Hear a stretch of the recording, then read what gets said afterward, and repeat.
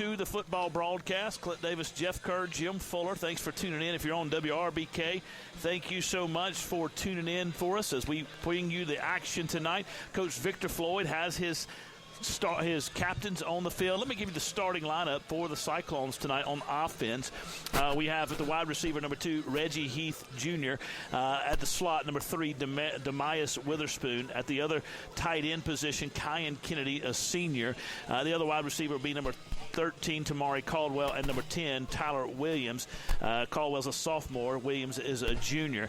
Tonight's running back will be number 20, Elijah Coleman, the senior running back this year for the Cyclones, and he will be spelled by number 16, Antonio Hopkins, the senior linebacker and running back. Great change of pace. Well, H-back will be in the game. At tight end position will be number 38, T.J. Wilmore. He will be in the H-back position and sometimes lined up at the tight end position. Up front for the Cyclones tonight will be number 50, Donovan Wilmore at the right tackle. Number 60, Jabrell White at the center position, the junior. The left guard will be number 63, the freshman, Jeremiah Gladden.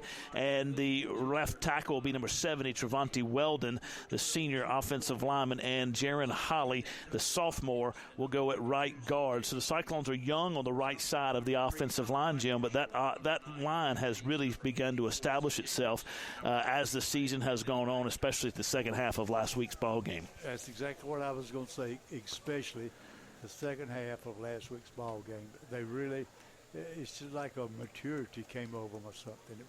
It was wonderful to see. Absolutely. So we'll see how that goes. Captains on the field right now. Let me give you South Pointe's captain's number 75. That's a big individual. He is Anthony Baxter. He's a sophomore. That's a big old boy. Sophomore. We've got a sophomore. I can't see their numbers. Number 54 is a team captain as well. 9. That's C.J. Dixon. Number 9 is Fred Reese. And I believe that's number 2 over there, and that's going to be Aiden Turner, the junior captain for the Stallions. For the Cyclones tonight, it's number 5, Kyan Kennedy, a senior. Number 52, C.J. McCree, a senior. Number 16, Antonio Hopkins, a senior. And number 12, Trooper Floyd, who is a junior. Chester won the toss and has elected to receive.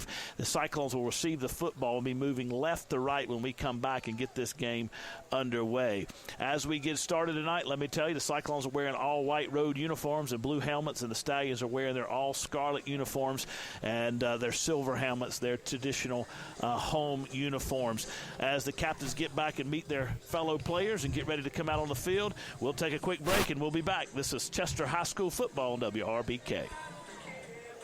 Tonight's broadcast of Cyclone football made possible. I like the fact they took the Chester football County start the Natural game. Gas I'm a Authority. fan of that. As Chester County Natural I do Gas too. celebrates 60 years of service to their customers, they remind you natural gas is the most efficient and effective way to heat your water, heat your home, dry your clothes, and to cook your meals. Contact Chester County Natural Gas Authority Monday to begin enjoying the comfort and affordability of clean burning and efficient natural gas. Barron Funeral Home at 133 Wiley Street in Chester and Dancer Baker Funeral Home located at 26 Underwood Avenue in Great Falls are proud to help bring you tonight's broadcast of the Chester High School football game. They wish the Cyclones great success this season. The staff of Barron Funeral Home and Dancer Baker Funeral Home continue to serve the people of Chester County with courtesy and dignity. All right, back here at South Pointe's District 3 Stadium as the Cyclones come on the field. They come on. Antonio Hopkins comes on the field, leads the team on the field, got boxing gloves. This defense is ready to go. Come out like prize fighters, Jumbo. That's very good. I like that. And South Pointe will be making their way onto the field as well as we get going here tonight. Jeff, we may have to end up changing that channel on that at some point on that, or you might need to change the how about trying to change those batteries and see if that works on that thing. And the South Pointe Stallions make their way onto the field as well. We'll get this game underway. The Cyclones will receive the kick and be moving left to right. Coach Victor Floyd will put his offense on the field first and see what they're able to do against this South Pointe Stallion defense that comes into this ball game, boasting some great talent. One of their defensive backs, Jimbo, has about 20 Division I offers. That's Jazavian Currents. He's a sophomore, but he is quite the football player. If he's got that many offers already, it's obvious he's a very good football player. So as we get going here tonight, Aiden Turner was a captain. He'll be coming out. The Cyclones will be putting the toe to ball in just a moment, and we'll get this game underway. I told you earlier the starters for the Cyclones, Coach Victor Floyd's son, Trooper, the junior signal caller, will lead his offense on the field in a few moments from now. I think, as I said before, the key for the Cyclones will be up front. It will be up front on offense, and it will be up front on defense. Amen. They've got to get the running backs on the ground. South Pointe can throw the ball down the field, but so far in their season, they've only averaged just a little over 125, 130 yards a game passing. So they're going to go to running the football is what they're going to rely upon. The Cyclones have got to tackle. They got to get the guy on the ground because those running backs get behind them. It could be see you later. So we'll see how that goes, and we'll kind of get ready for tonight. Back deep to receive this kick for the Cyclones is number 16, Antonio Hopkins. And then there's 4 other deep men for the Cyclones. Number 2, Reggie Heath Jr., number 20, Elijah Coleman, number 4, DJ Stevenson, and number 3, Demias Witherspoon. Kicker has the ball teed up on the 40-yard line, moving right to left. South Pointe in all scarlet uniforms and silver helmets. Here's toe to ball, a high end-over-end kick. It's going to be taken by Hopkins at the 1-yard line, 5-yard line, 10, 15. He's trying to get forward. He slips and falls at the 20-yard line, Jeff, I think. And he's going to slick out here, guys. I'm walking on tennis shoes, but I'm telling you, it's a little slick out here. Had some rain here earlier today. I saw several guys doing warm-up. Same thing happened to them when they went to make a cut. Down the ground. And so Coach Victor Floyd's son, Trooper, brings his offense onto the field here tonight to get this game underway.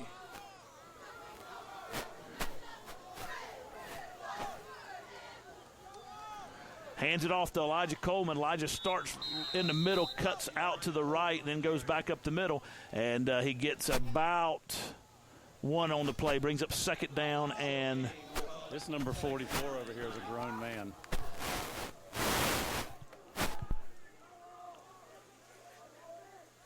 And Jeff, he's in the 11th grade.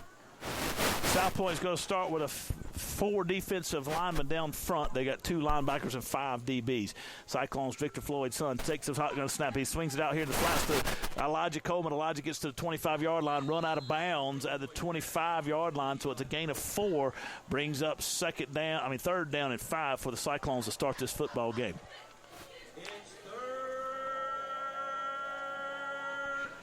Bud Love on the PA system over there wants us to know it's 3rd down, Joe. Well. Is that Bud Love? That's Bud Love. He's Chester man. He's getting the fans fired up against his own alma mater. That's a low blow, Bud Love. That's bad. All right, here we go. Ball's on the 25-yard line. Cyclones moving left to right. Coach Victor Floyd's going to call timeout, get his team over to get the right play call in for tonight's this big-time play. Early on in the game, they want to make sure they get the right play and don't want to punt it away too quickly here. Jeff, we'll take it with them. This is Cyclone Football on WRBK. Hey, Clint. Hold on. You going to try to change this channel? Or do I need to do it down here? We're going to take a break, Bill. Tonight's broadcast made possible. I don't know how to change it. Let me see if I can figure it out, Jeff. At 129 Ganson Street in downtown Chester. Hillside Restaurant and Bar offers specialty coffees and desserts in their cafe. Brick oven-baked pizzas, salads, and sandwiches. Their speakeasy-style Talking to it, Jeff. Hello. Okay, let's see if that works. For special occasions. No. The cafe open Thursday through Saturday at 7 a.m. Hillside Restaurant and Bar open from 11 a.m. until 9 p.m. Online at hillsideeats.com with a Z and You on changed the Facebook batteries? and Instagram. I did not. Okay, just try to change the batteries. Okay, I'll do that at the next break. I'll keep it off for a few minutes. Okay. Get ready for success with 'Cause it's York flashing Tech's saying there's no no-cost battery. tuition program. That's right. Tuition is on York Tech. Experience program, hands-on learning, and supportive community in the Tri-County area.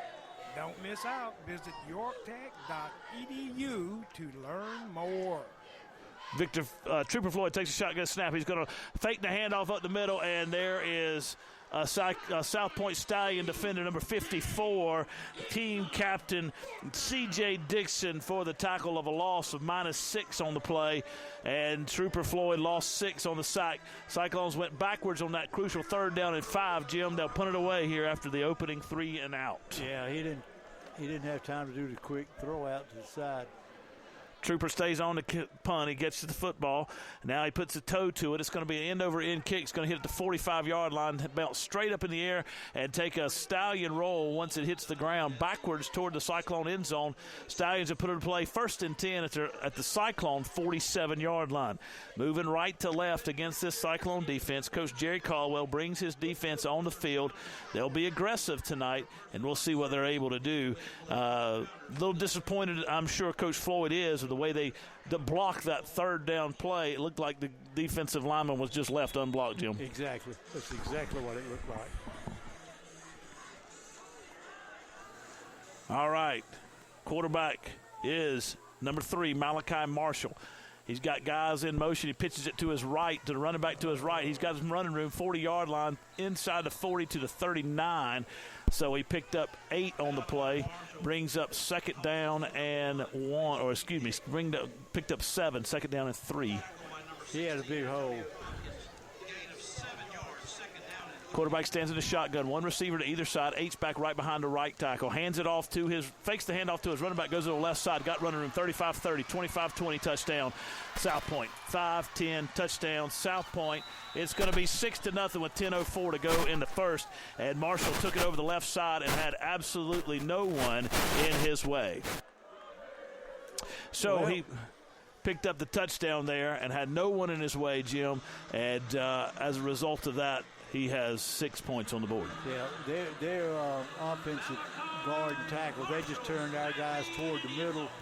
He came around the outside, and that was it. Cyclones bid on the fake, and Marshall just kept it on the outside. No one there to stop him. It's a high snap, but the kick is up, and it is good. South Pointe Stallions up 7-0 with 10:04 to go in this one. In the first quarter, number 41 is the kicker. We'll give him credit for making a good kick, and we'll take a break as we come back. This is Cyclone football on WRBK. Whoa. What happened? Tonight's Cyclone football. Number 16 knocked the crap out of 15 twice. Block Hill. Their Serving team? the area since Our 1923 and located off I-77, exit 82 Antonio and Rock Hill. Quan McCree. Oh, they got into it. He popped him along with a twice. selection of pre-owned vehicles, including buy here. I don't know pay what's wrong here. with that thing, Joe. Burns Chevrolet Cadillac, 800-681-7198, or online at BurnsChevrolet.com. Your right choice. This Cyclone football game is made possible in part by Quack Glass, your mobile auto glass replacement service. Quack Glass will come to you and solve your glass auto needs. Quack Glass is American-owned and Carolina-grown. They're serving both North and South Carolina, and now with offices at Carowinds and 2708 Black Creek Road, Lancaster. 866-787-8225 or online at quackglass.com. Nice. All right. Trust the Dove. All right, we're back here. Number 17, Jacob Brookover's kick was taken by Antonio Hopkins at his own 4-yard line after a stutter step. He waited for his blockers. He got over the 30-yard line where the Cyclones will put it in play. 1st and 10 at their own 33-yard line, moving left to right. Jeff, you got that microphone up and running now? I got the batteries changed. Let's see if this makes a difference. Yeah, we'll see if it works. Trooper Floyd in a shotgun, got an H-back, Kyan Kennedy just behind the left guard. Takes a shotgun snap, hands it off to Coleman over the left side. Coleman's got a little bit of running room, but that hole closed quickly. The Stallions are there. He met with a host of Stallions, and I believe he's going to get no gain on the play. Brings up 2nd down and 10 for the Cyclones. Ball's on the left hash, which is the far side of the field, on the South Pointe Stallions side We're going to of the have to be field. able to throw the football tonight. It's going to be tough sledding running against these guys right now. Yeah, these guys up front, they're putting a little bit of, not quite, we saw some size last week, but these guys are a little bit more skilled, I believe, Jeff. And bigger. Colvin to Trooper Floyd's right. Trooper takes a shotgun snap. He's going to roll to his right, throw down the field. He's got a man open. That's going to be number 2, Reggie Heath Jr. That's going to be a catch for 10 and a Cyclone first down, I believe. Good throw, good catch. Oh, he said he's just short. Man, I thought that was a bad spot. First down. Yeah, okay. First down. I was getting ready to say that looked like a first down from where I was, but I am a little biased. But your eyes are not deceiving. First down, Cyclones moving left to right against the Stallion defense. Stallions up 9 minutes to go in the first quarter, up 7-0. They scored on their first drive of the game after forcing a Cyclone punt. Trooper Floyd in the shotgun, takes a shotgun snap, hands it off to Coleman. Coleman starts in the middle, cuts back to his right. He gets a shoestring tackle by number 22. If not, he's got a lot of running room. Cedric Weary. He's holding on to it. I think he got grabbed by the knee. This isn't going to be a good for the Cyclones. And Elijah goes down and not able to put any weight right now on that leg. He was an arm tackle away from maybe getting a big gain there. Yeah, Weary made a good stop. He comes off the field, and he's going to see the Cyclones training staff's going to check him out and see what's going on with him. Antonio Hopkins will come in the ball game for him. Officials calling everybody back on the field. Get ready to play this down. I don't think the battery's making a difference. No. I'm not sure what's going on. We'll give it a shot, and I'll come back up.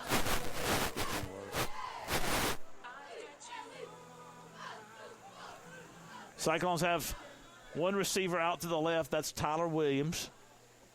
One receiver to the right, Reggie Heath. Tight end in the game on the left side, Kyan Kennedy on the left side. Trooper hands it off to Antonio Hopkins. Antonio pushes the pile forward to the 50-yard line. Gain of 3 on the play. Brings up 3rd down and 3 for the Cyclones here. Nose of the football's on the 50-yard line. They got to get to the 46.5 of South Pointe for a first down. South Pointe Stallions wearing lime green socks in honor of mental health and suicide awareness tonight. Got to give them credit for doing that. Certainly we want to bring awareness to that at all times. If you have any issues, please reach out to someone. Trooper Floyd takes a shotgun snap. It's going to be on the ground, but he's got a man open. That's Kyan Kennedy. Kyan's going to run downfield, and the ball was just underthrown. And part of the issue was the bad snap from Jabril White. If the ball doesn't roll back to Trooper, I think he's able to step into the throw a little bit better, but Kyan got behind the defense. Missed opportunity for the Cyclones. Flag on the other side of the field. I'm going to guess it's a sideline warning or an unsportsmanlike conduct. Probably a worthless sideline warning. Sideline warning. You're right, Jim. Sideline warning.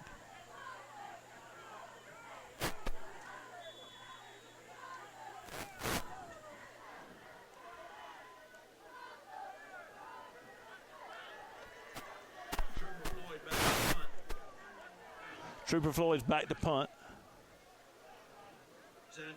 Stands at his own 36-yard line. He gets a foot into it. It's going to be a spiral. It's a low spiral. It's going to take a Cyclone roll inside the 20-yard line of the Stallions to the 16, where they'll put it in play 1st and 10. Jeff, can you still hear me? Can you talk to me?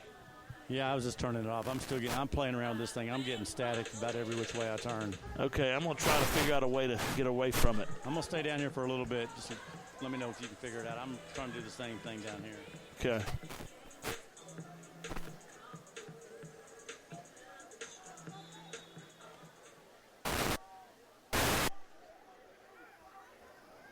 Stallions have it in shotgun formation.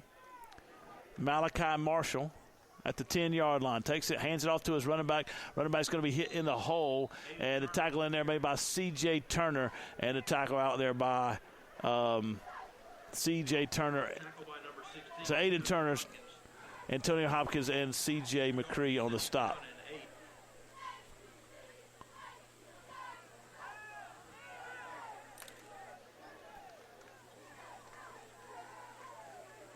Clint, I thought it was Coleman's Quarterback knee. Marshall takes a shotgun snap, hands it off. Cyclone's going to hit him in the hole, the running back. Going to take him down for no gain on the play. Brings up 3rd down and long for the Stallions. I thought it was Coleman's knee, but it's his ankle. They down there wrapping his ankle. Wrapping his ankle. Yeah.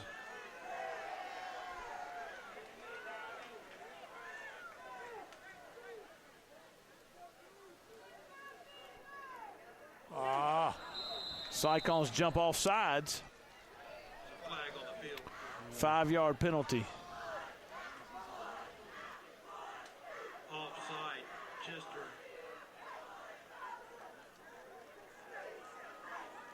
It's a more manageable 3rd down and 1.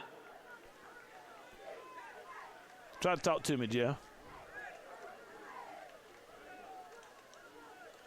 I got nothing. Hands it off to his running back in the middle. Cyclone's going to hit him in the hole. I believe they're going to hold him up to 4th down. I think he's a little short. Jeff's right there, but I can't get Jeff on the microphone now. Technology is a wonderful thing. Looks like they're going to measure. Yeah, they're going to measure.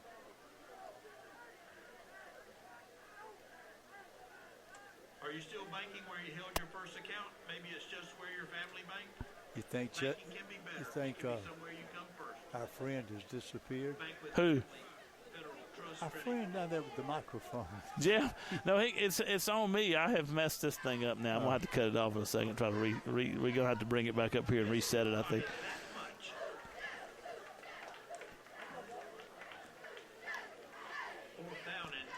He's short. 4th down and inches for the Stallions. We'll see what they do.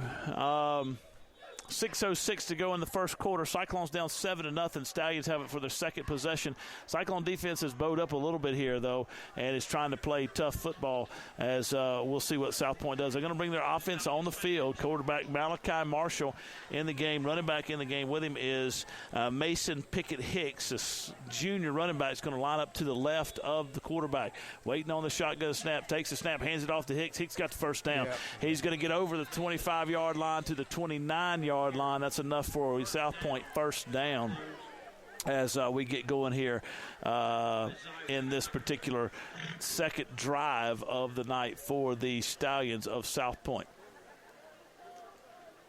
5:56 left in the first quarter. 7-0. Quarterback takes a shotgun snap. He's going to roll to his left. He's going to throw back across his body. Got a man open.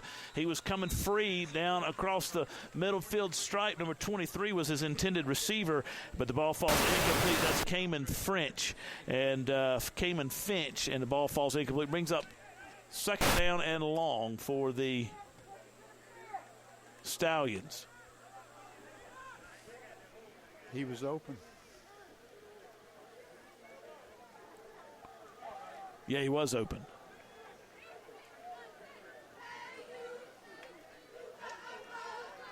Take a shotgun snap. Going to throw back across for a screen. Ball falls incomplete. Malachi does. He intended for his receiver, number 1, and the ball falls incomplete from a wide receiver screen. Cyclones hold 3rd down and 10 here. Jokes Caldwell's got his defense on the field. 5:36 to go. Cyclones and Stallions here as we get going. Malachi Marshall in the shotgun formation. Takes a shotgun snap. 3 receivers to the left side of the formation. He's going to look downfield. He backpedals to the left. Throws it downfield. It's going to be almost intercepted. Man. Cyclone defender from his free safety position. That was Reggie Heath. Make the play, but it got knocked down by Hadifa Taylor. Hadifa in good coverage from the spur position. Ball falls incomplete. Man. Cyclones will take it over. Force a punt from the Stallions.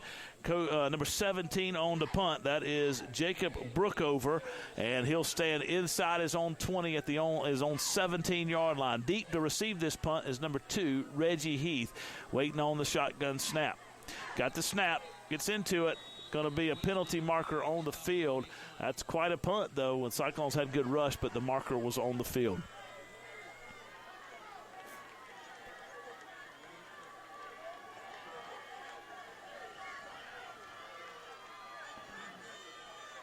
Lined up in the neutral zone on South Pointe. That's a 5-yard penalty. We'll back them up 5 yards, and we'll try this thing again.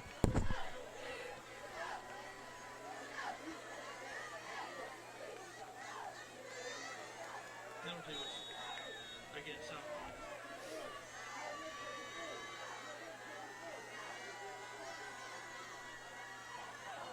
Ball's up. Man, that's high. High spiraled punt going to be taken by Reggie Heath at his own 31-yard line, where the Cyclones will put it in play. 1st and 10, moving left to right.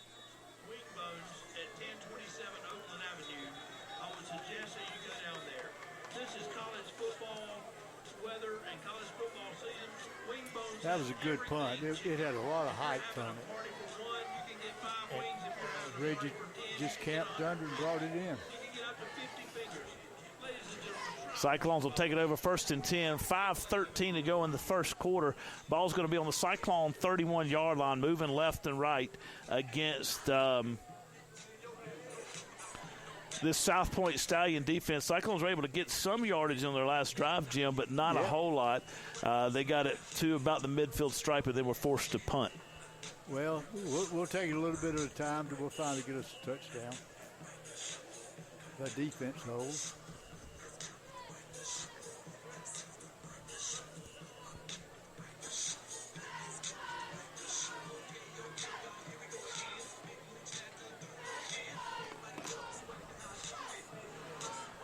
Coach Floyd's got to have a word with his guys. Give them a little bit of time here, like it's almost like a commercial break, Jim. Yeah, I don't usually see in that much time between the turnover.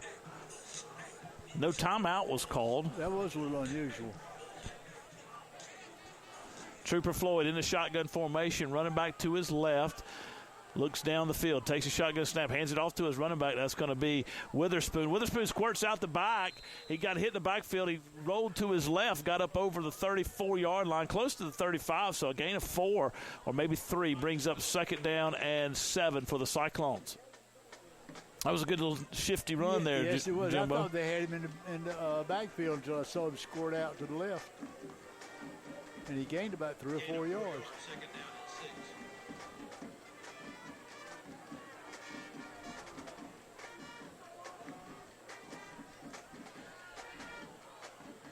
Well, Coleman's up on his feet.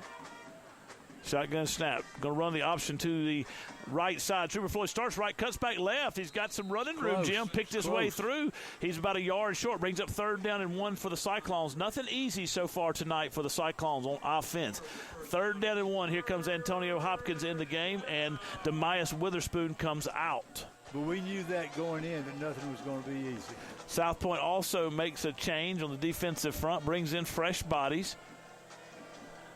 Team captain, number 54, C.J. Dixon, and number 25, Akil Brown in the game for the Stallions on this crucial 3rd down and 1. Stallions up 7-0, 3:53 to go in the first. Waiting on the shotgun snap, Trooper Floyd.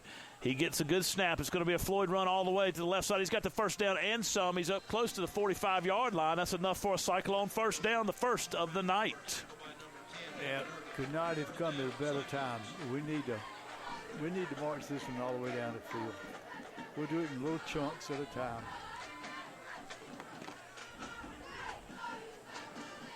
1st and 10, Cyclones, ball's on the 44-yard line. Moving left to right. 3:26 to go in the first. Cyclones down 7-0. South Pointe scored on their opening drive on a 2-play drive. But outside of that, both teams have kind of settled in. Floyd takes a shotgun snap, hands it off to Hopkins. Hopkins runs through a couple tackles. He gets over the 45-yard line to about the 47, where the Cyclones will put it in place. 2nd down and 8 for the Cyclones. They gave him 3 on the play, the official scorekeeper, Bud Love, and so we'll give it with him. 2nd down and 7. And you know Bud would not be biased. No, I know. He's going to be straight down the middle, straight as an arrow. Straight down the middle. Cyclone offensive line comes to the ball. Tight end on the left side of the formation and the right side. Double tight end set. Trooper Floyd takes a shotgun snap. He's going to try to throw a double move to Reggie Heath. Reggie's got it, and he dropped the football. He caught the football at the 24-yard line, and then it went right out of his hands as he was running out of bounds. And the Cyclones had a big game taken off the clock. That's the 2nd potential big-time pass play the Cyclones have had tonight. Trooper was hit both times, but that was the 2nd big-time pass play the Cyclones have missed on tonight. But that's not like Reggie.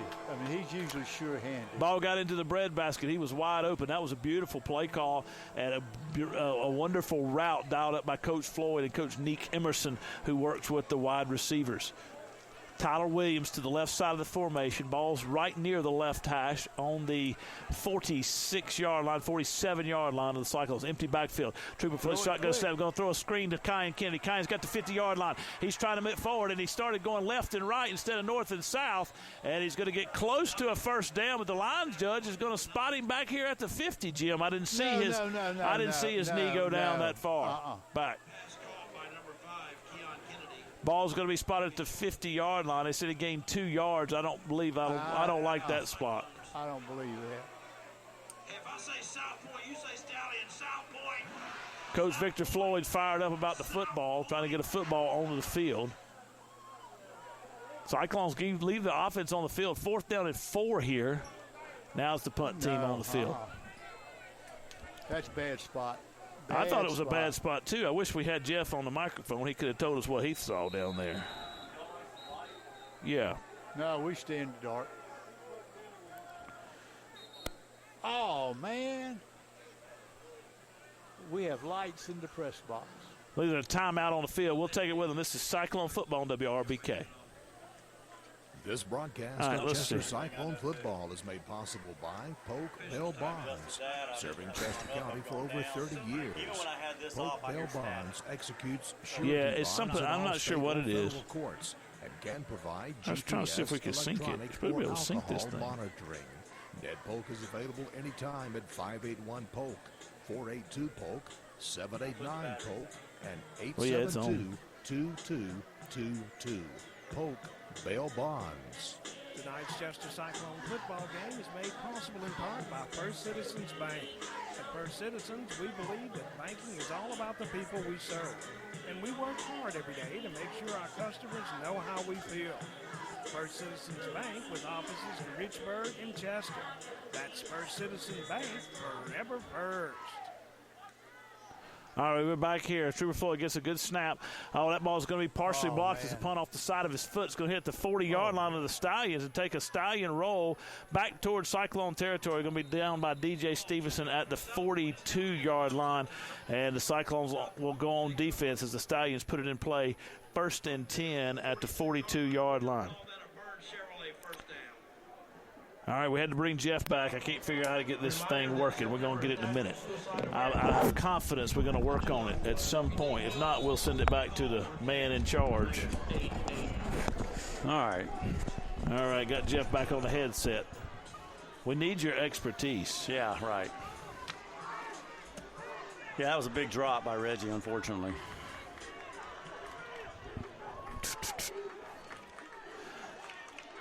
Handoff to the running back over the right side. Cyclones miss him in the backfield. He's going to pile his way toward the 50-yard line. He got 8 on the play. Brings up 2nd down and 2. Tackle by number 5, Keon Kennedy. 2nd down and 2.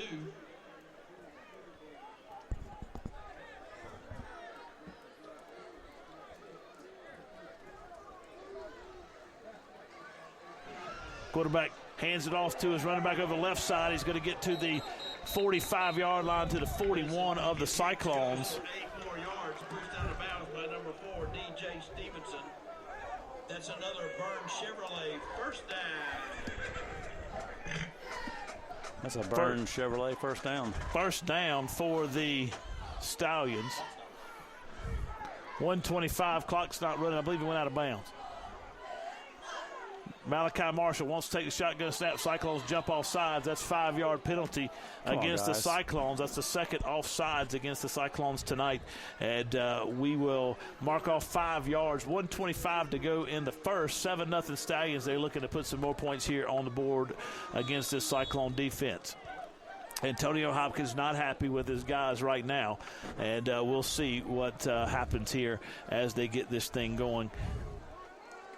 1st down and 5. Pitch to the right side to the running back. Running back shifty, makes a couple men miss. He's going to get over the 30-yard line to the 26-yard line, but there is a hold in the middle of the offensive line. We'll back him up 10, and we'll go 1st down and probably 1st down and 10, maybe 1st down and 15. My concern as this game goes on, Clint, is this offensive line's big. We don't really have anybody to match them size for size, and they're just going to wear us down eventually. I think so. I mean, I think that's the question, right? That's the issue going into it that we had to address and wrestle through is and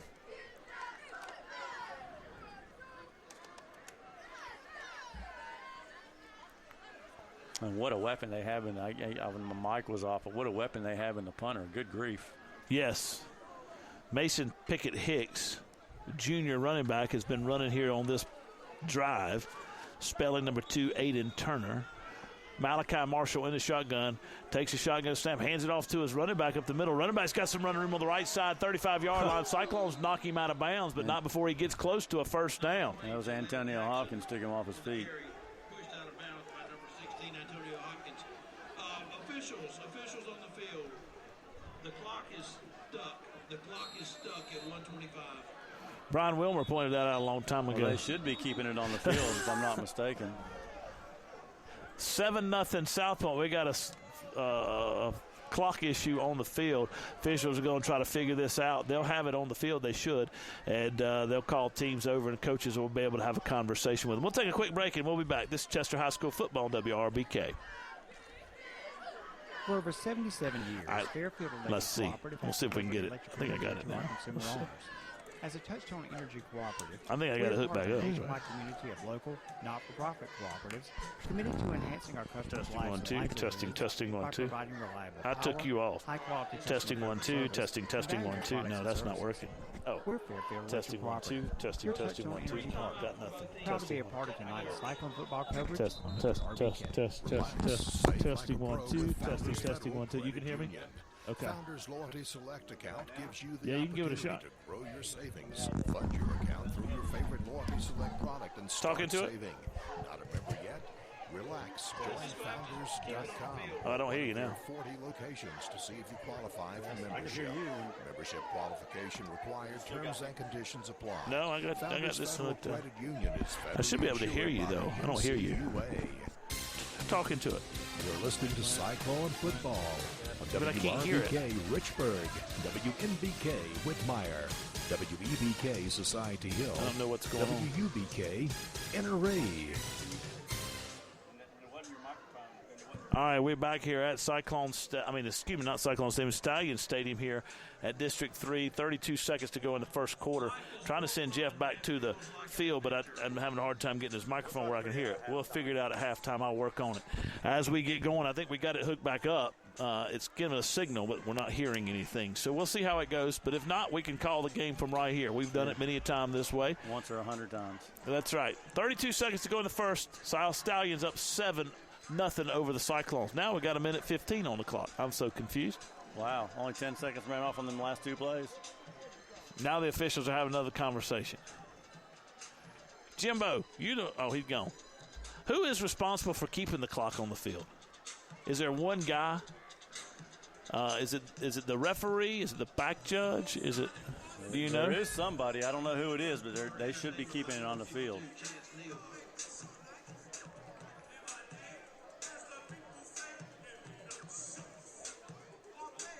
There should be. Still disappointed no Stormy tonight after hearing he was going to be here tonight. I know, man. Stormy, we got to do better, Stormy.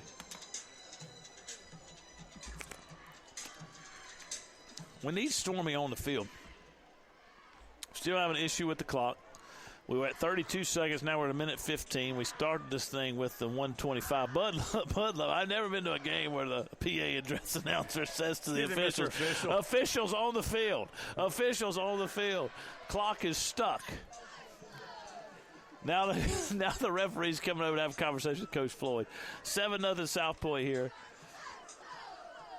They're ready to go. Cyclone defense is ready to go. Officials talking to Coach Floyd, trying to set the time here.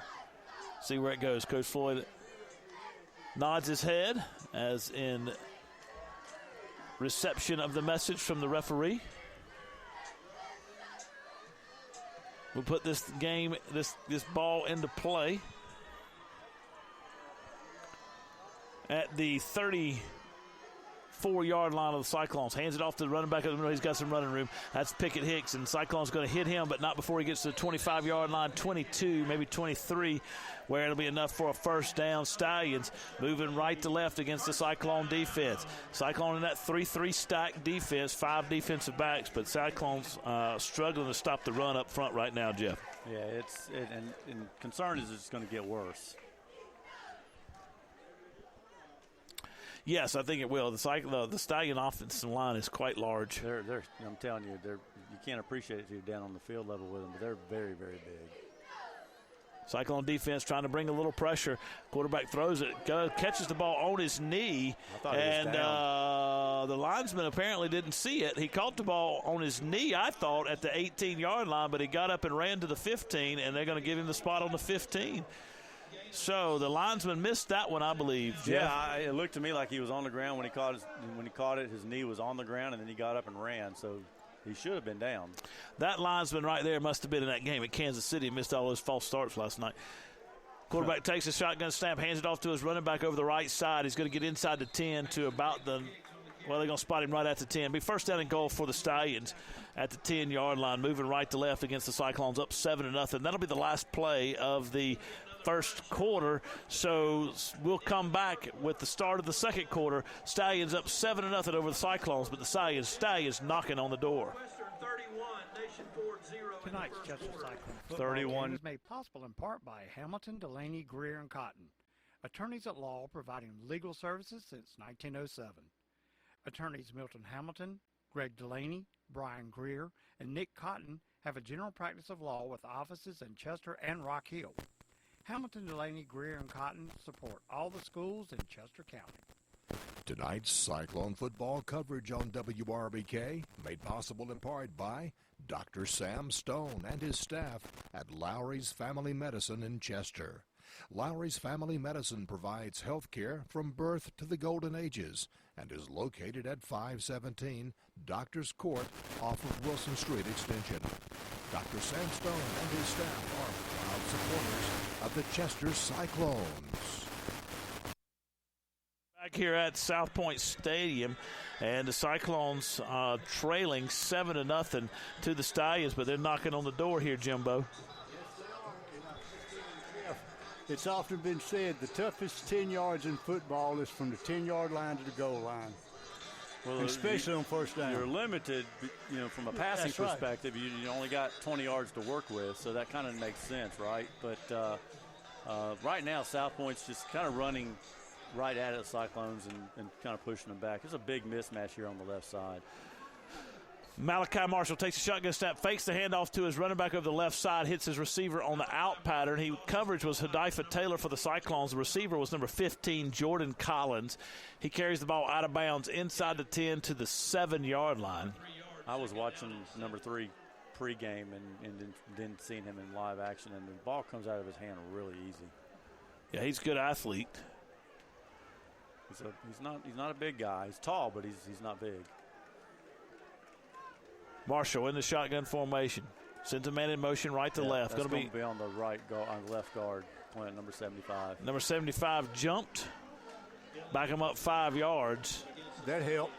11:52 to go. Just starting the second quarter. Cyclones down 7-0. Stallions knocking on the door, but got second down and goal from the 12-yard line of the Cyclones. Moving left to right, Stallions in scarlet uniforms and silver helmets, white or silver numbers. Cyclones going to try to bring some pressure. Hands it off to the running back over the left side. Cyclones give chase. They hit him in the backfield, but he runs through the arm tackle of Antonio Hopkins, gets inside the 5-yard line. That is number 1, Mason Pickett Hicks. He gets down to the 3, brings up third down and goal from the 3.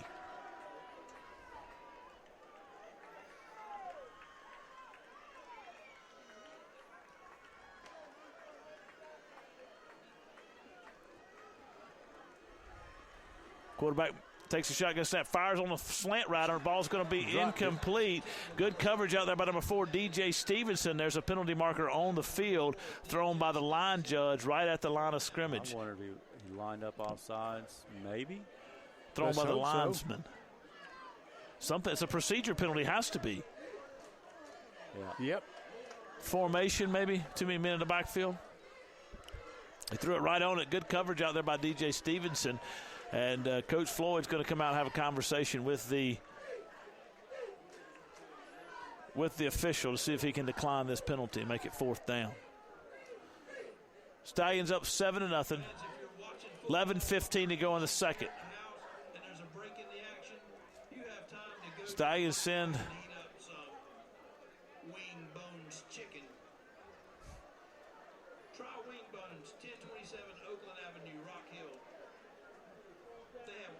declined it.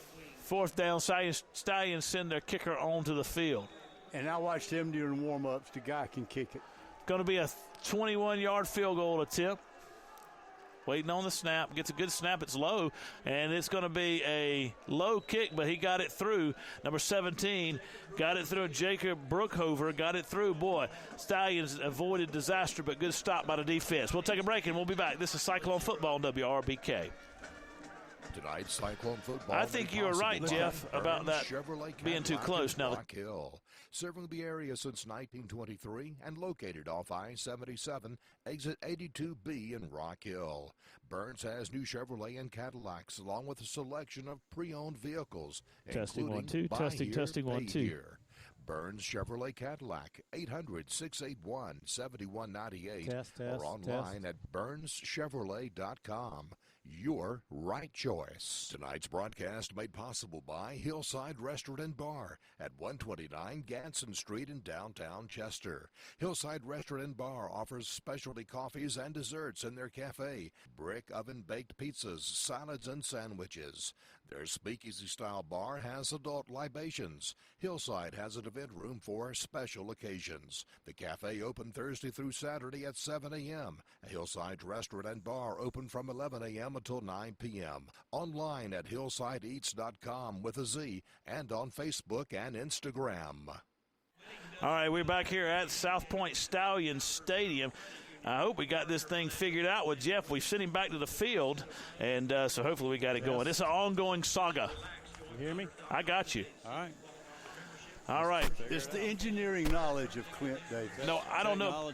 Technology's awesome, man. It's awesome when it works. Dang right. Frustrating when it doesn't. That's right. Cyclones taking over 1st and 10. Ball's on their own 15-yard line, 20-yard line with a touchback kick. Coleman back in the ball game. He runs over the right side. He gets to the 23-yard line where the Cyclones will put it in play. 2nd down and 7, not 1st and 10. I'll get that static again. Yeah, I'm coming back up because it ain't going to get any better. Thought maybe we had it figured out. Dang it. Cyclone brings their offense onto the field for 2nd down and 7. Coach Victor Floyd gets his play call in. Trooper Floyd in the shotgun formation. Running back to his left. 2 receivers to the right side of the formation, 1 to the left. He hands it off to his running back up the middle, Witherspoon. He goes nowhere. He gets hit in the backfield by number 92, I believe it is, Jimbo. Is that correct? Jeremiah Minor. I think that's correct. Somebody just missed the block. The senior defensive lineman. Jimbo didn't have to need new. You could have seen him with the cataracts. As big as he is.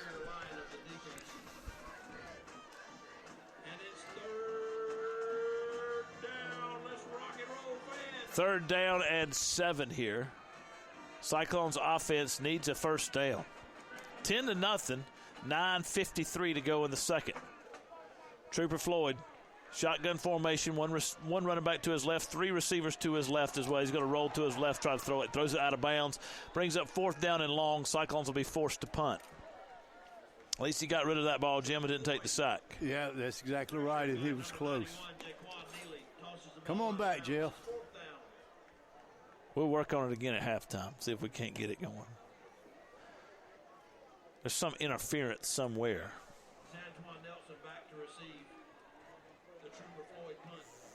No, Nelson is about to receive the punt of Trooper Floyd. He stands at his own 10-yard line.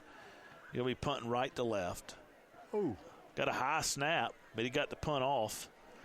Going to take a Cyclone roll inside the 50, 45-yard line, down inside the 45 to the 38, 37-yard line. Right. Good roll by Trooper's punt. Hit on the Cyclone side of the field, rolled all the way to the 37. Got at least 16 yards of roll there, Jimbo. Yes, they did. That was a Chester punt all the way. 37-yard line where the Stallions have put it in play, up 10-0 with 9:28 to go in the second. Cyclone offense has been fairly anemic tonight, unable to really get anything going, but that anemia on offense has been calls. You want to watch this medical analogy, Jimbo? You didn't know I could do this by South Pointe Stallion defense sucking the iron out of the blood. Oh God! How about that, baby? Oh man, I tell you what, that's strong. You didn't know I could. You didn't know I had that kind of knowledge, did you? Stallions have 3 receivers to the right side of the formation. Ball's on the left hash. Running back just to the right of the quarterback in the shotgun. 1 receiver to the left side. Takes the shotgun snap. Spread him out. Running back gets the ball. That's Hicks. Pickett Hicks. Antonio Hopkins tackles him from behind, but not before he gets 14 and a first down. Pickett Hicks got 12. They gave him 12. First and 10. If Antonio doesn't grab him, it's to the house. Stallions spreading the Cyclone defense out now. Reggie Heath will move over to the left side. Cyclones will play deep cover 3 behind this aggressive front.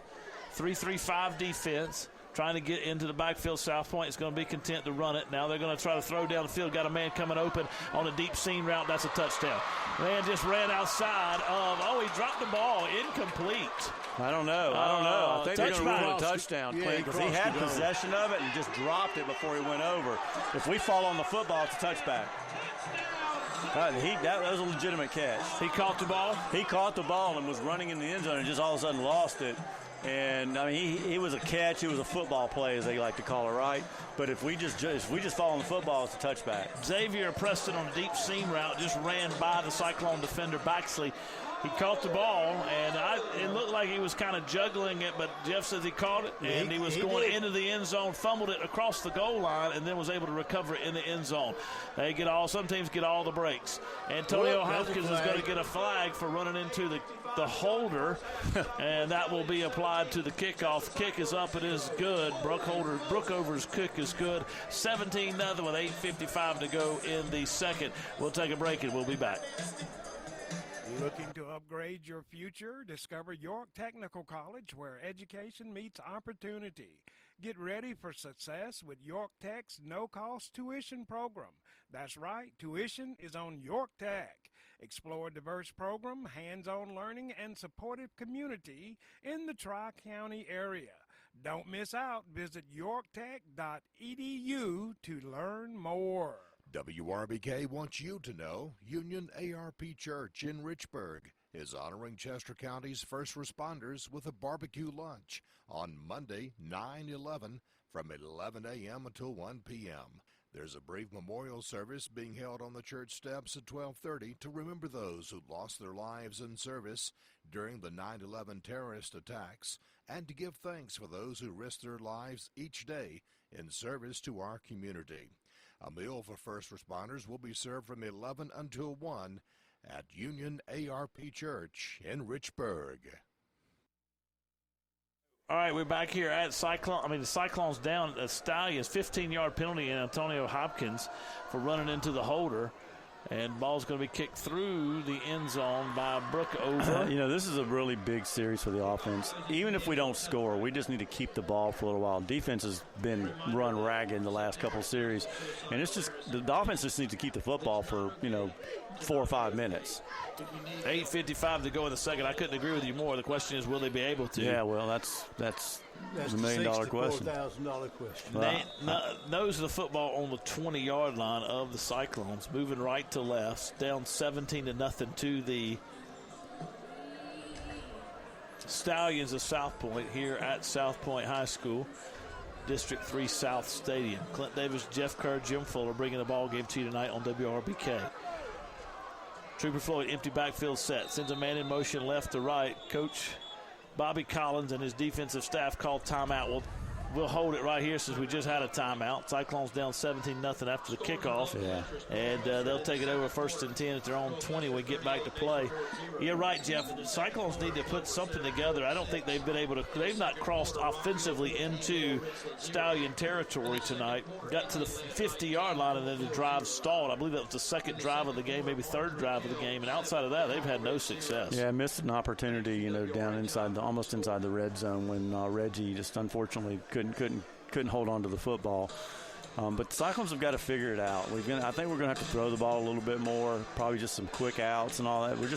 we're not finding much running success against South Pointe, and their defensive line, look, is just as big as our offensive line. Yeah, they're large, and they're not playing both ways, guys, like our guys are. No, they're bringing in, they're rotating defensive linemen on different. I mean, it's like, but not. I picked it, Jim, earlier, but in some ways it's like a small college. I mean, they're 2 or 3 deep on each defensive line position.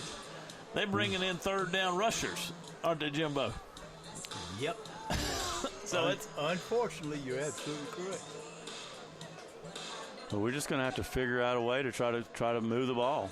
3 receivers to the right side, 2 to the left. Empty backfield. Trooper Floyd, left guard moved again on offense. Oh, excuse me, no, that wasn't the left guard. That was the center. False start, back them up 5 yards. First down at 15. Balls at the Cyclone 15, moving right to left. We're talking about moving the ball, then you go 1st and 15. Well, they moved it. We just moved it backwards. Moved it the wrong way. Yeah. And we knew this was going to be a tough matchup for the Cyclones. Let's not kid ourselves. The goal was to come out here and play well, play hard, and they're playing hard. It just sometimes you're just overmatched. Right. Just outmatched so far tonight.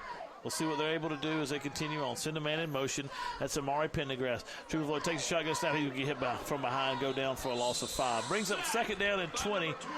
Sacked by number 25, Akil Brown, the junior. And that's the second sack he's had tonight of Trooper Floyd. Brings up second down and 20. Elijah Coleman comes in the game now for the Cyclones. I expect to see a run here, Jeff.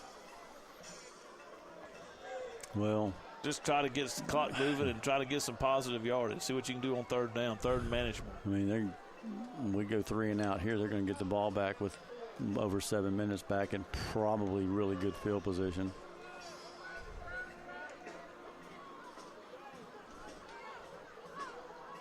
Takes a shotgun snap. He hands it off to Coleman. Coleman gets to the 10-yard line to the 11. Brings up third down and 19 for the Cyclones. We talked about how the Cyclones needed to get the ball forward and hold the ball for a little while, Jeff. They haven't been successful so far doing that. I mean, we don't have a whole lot in our playbook right now for third and probably, 20 or 19? Third down and 19 inside your own 20. Not a lot of plays you can call. From your own 11. Got to get to the 30 for a first down. Cyclones bring a receiver on. That's Amari Pendergrass. Pendergrass is going to go across the formation. He's going to start in the backfield. 2 receivers stacked on the left side of the formation. Ball's on the right hash. Takes a shotgun snap. Fakes the handoff. It's going to be a reverse pass. That ball's going to be Reggie. He's going to get it, be tackled way back in the backfield. Cyclones with a little trickery on a double reverse to some degree. That was a disaster. It was almost a worse disaster because Reggie, he bobbled the ball, and if he'd have got hit, it would have been recovered for a touchdown, I'm afraid. Ball's inside the Cyclone 5. Coach Floyd went to some trickery there to try to get some momentum for his offense, and thankfully the Cyclones were able to hold on to the football and keep it. 6:54 to go in the second. Kicking right to left, Trooper Floyd stands inside his own end zone, close to the back line of his end zone. If we don't step out of bounds, but there could be worse things. He got a good snap. Stallions come after it, but it's a high punt. It's going to hit at the 25-yard line. Take a Cyclone roll, 35-yard line, still rolling, 40-yard line. It's going to be down close to the 41-yard line of the Cyclones, where the Stallions have put it in play. 1st and 10, moving left to right. This is a crucial drive here for the defense to keep this game somewhat close, Jim. Yeah, we're going to have to hold them here. If it gets up 24-0 at half, that is not good at all. 17-0. Yeah, it's now just survival, guys. And for the Cyclones, listen, we're not going to play a better football team all year. Period. End of discussion. I don't care if we get to the state championship. We're not going to play a better football team. There's a lot of tradition here. They've got large numbers. They got large guys. They're like you said, Clint. They're running guys in specialists for third down, second down. And we just haven't been able to do anything. We had a couple opportunities. A missed pass to Cayenne, bobbled snap, and then almost made that play to Cayenne. If you score a touchdown there, you never know how that changes the complexion of the game. So instead of, 7-0, it's 7-7, or 7-6 or 8-6, I should say. So now Cyclones defense is back on the field, and I know they're fairly gassed. Oh, absolutely. They're tired. They're worn out. So let's see what they're able to do right here. Stallions have it 1st and 10 on the Cyclone 41-yard line, moving left to right. 3 receivers to the right side, running back in the backfield with the quarterback. He hands it off to the running back. He's going to power his way over the 35-yard line down to the 33-yard line, close to a first down. I believe he got 8. Brings up 2nd down and 2. That's a big running back right there. He got up. Going over our guys like they're running. They're running up tempo now. Yeah. Jaleel Jackson ran the ball there. Jackson is a senior running back. He's hobbling off the field and just got off the field before he fell down. Stallions bring their 4th running back. He's their 4th running back who's run the football tonight for the Stallions. 3 receivers to the right side of the formation, 1 to the left. Running back with the quarterback. Cyclones almost jumped, but they got away with 1. The linesman wasn't paying attention. 2nd down and 2, 5:54 left in the second. Up 17-0. Stallions looking to add to their lead right here. Waits on the snap, takes the snap, is going to swing it in the short over the middle on a short dig route to his receiver. Got 8 on the play. Number 11 caught the football. Xavier Preston. Got 8 on the play. Brings up 1st down and 10. Balls at the Cyclone 25-yard line. I mean, just look at the mismatch in size on our left defensive end and their right tackle. Whole offensive line move. The officials missed it. God, they didn't get that. Pickett Hicks runs the ball over the right side. He gets 2, brings up 2nd down and 8. Cyclones have a man down. That's number 32, Nathan Moss. Cyclones will have to bring in Donovan Wilmore. Moss is a junior defensive lineman. He's going to hobble off for a second. Hopefully he'll be able to bounce it back, and they'll bring number 50 on. Junior defensive lineman Wilmore. Reggie Heath stays in that free safety position. Stallions have 2 receivers to either side of the formation now. Ball's leaning toward the right hash. Quarterback's number 3, Malachi Marshall. He's had a good game. He takes the ball, throws it across the body, hits a guy in the flats. Touchdown, Stallions. On coverage for the Cyclones, number 7, Hadaifa Taylor. You know, he was with him. I mean, I'll be honest with you. Other than dragging him down, I'm not sure much more he could have done. It was just a perfectly placed ball. Defensive back didn't turn his head. He turns his head, he might could have knocked it away. But it was a well thrown football. Zantuan Nelson with the reception, the senior receiver playing in the slot. Picked up the touchdown on the throw for Marshall. 23-0. Brookover's kick is up, and it is good. So it's 24-0, 5 minutes left in the first half. Cyclones trail here at District 3 South. We'll take a break, and we'll be back. This is Cyclone Football, WRBK. Tonight's Cyclone football action made possible in part by True Vista Communications, Chester's provider for high-speed broadband, video, voice, wireless, security, and smart home solutions. They're available online at TrueVista.net or at a True Vista Customer Experience store located in Chester, Camden, Great Falls, and Winnsboro. Made possible in part by Joe's Towing and Wrecker Service. Joe's Towing and Wrecker Service is located at 2581 Lancaster Road in Chester. They offer local and long-distance towing, heavy-duty towing, and service 24 hours a day, 7 days a week. Joe's also does big truck repair, truck and tractor tire service. More information is available at 803-581-5720 or 803-385-8610. That's Joe's Towing and Wrecker Service. All right, back at South Pointe High School, District 3 South Stadium in Rock Hill. South Pointe up 24-0, just went up 24-0 on a 25-yard touchdown pass from Malachi Marshall to number 6, Zantuan Nelson, connected in the back corner of the end zone on a go route from the slat. Vertical route. Now the Cyclones have it after Brookover's kick goes into the end zone. 1st and 10 at their own 20. Yeah, you know, we talk about body language, and, you know, I've evaluated baseball for my entire life, and, you know, when you're out looking at guys play and you look at body language, and it tells you a lot about somebody. And body language out there right now is not very good with some of these guys. They got to pick it up.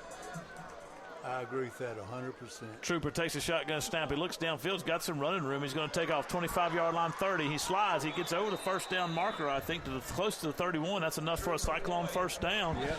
Move and change, and we'll see what they got. It opened up there in the middle, and he made a good decision and ran forward and got the first down. 4:46 left in the first half. You know, we've all heard this before, Clinton. I know you have too, and you know, you learn more about yourself when you lose a game than you win a game. Right, especially to lose one big. Yeah, and right now, you know, you're getting it handed to you pretty well. Cyclones got to find out what they're made of. We're going to have to figure out how they're going to bounce back. Trooper Floyd in the shotgun snap. Shotgun formation. Sends a man in motion. That's Kyan Kennedy. Takes a shotgun snap. He's going to roll to his left, try to throw. Cyclones move the pocket, and he ran right into the rush.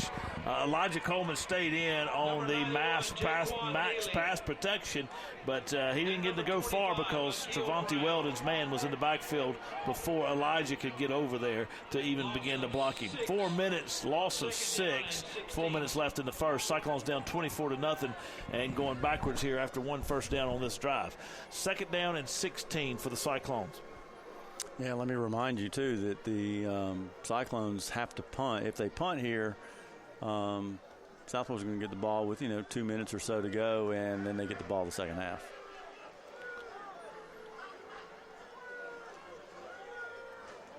Trooper Floyd takes a shotgun snap. Now he's going to run to his right side, just nowhere to go with the football. He got about 4 on the play, brings up 3rd down and long for the Cyclones. He had nowhere to throw that football to, and so he just took off running forward.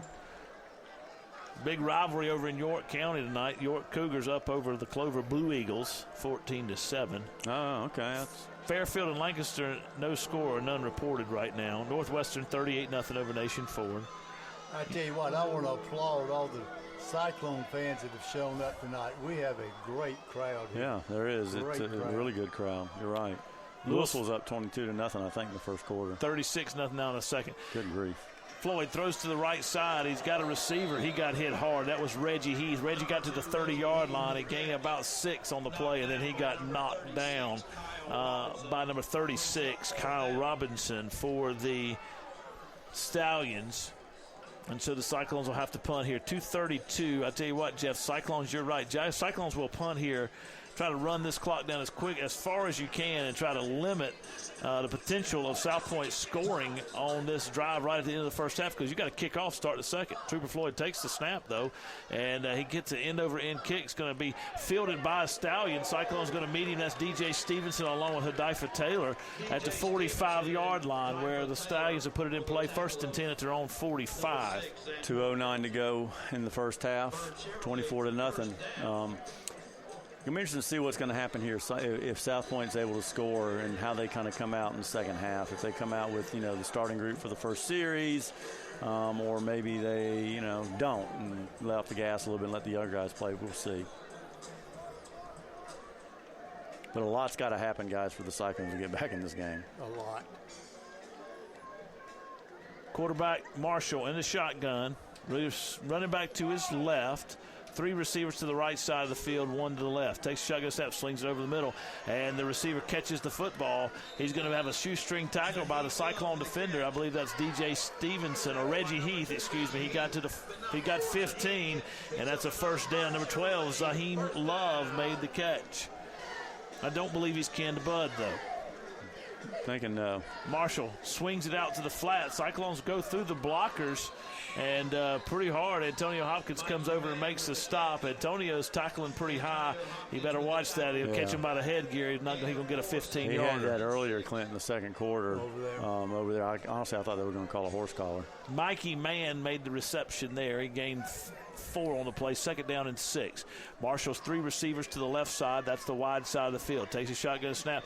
He on the slow mesh, Cyclones meet him in the backfield. Number 13, Tamari Caldwell. He pulled it out from the running back's belly. Started over the left side. Caldwell chased him down from behind for a loss of 4. Brings up 3rd down and 10 for the Stallions, who have called timeout. 1:23 to go in the second. We'll take a break and we'll be back.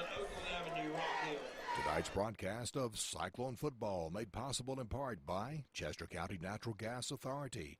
As Chester County Natural Gas celebrates 60 years of service to their customers, they remind you natural gas is the most efficient and effective way to heat your water, heat your home, dry your clothes, and to cook your meals.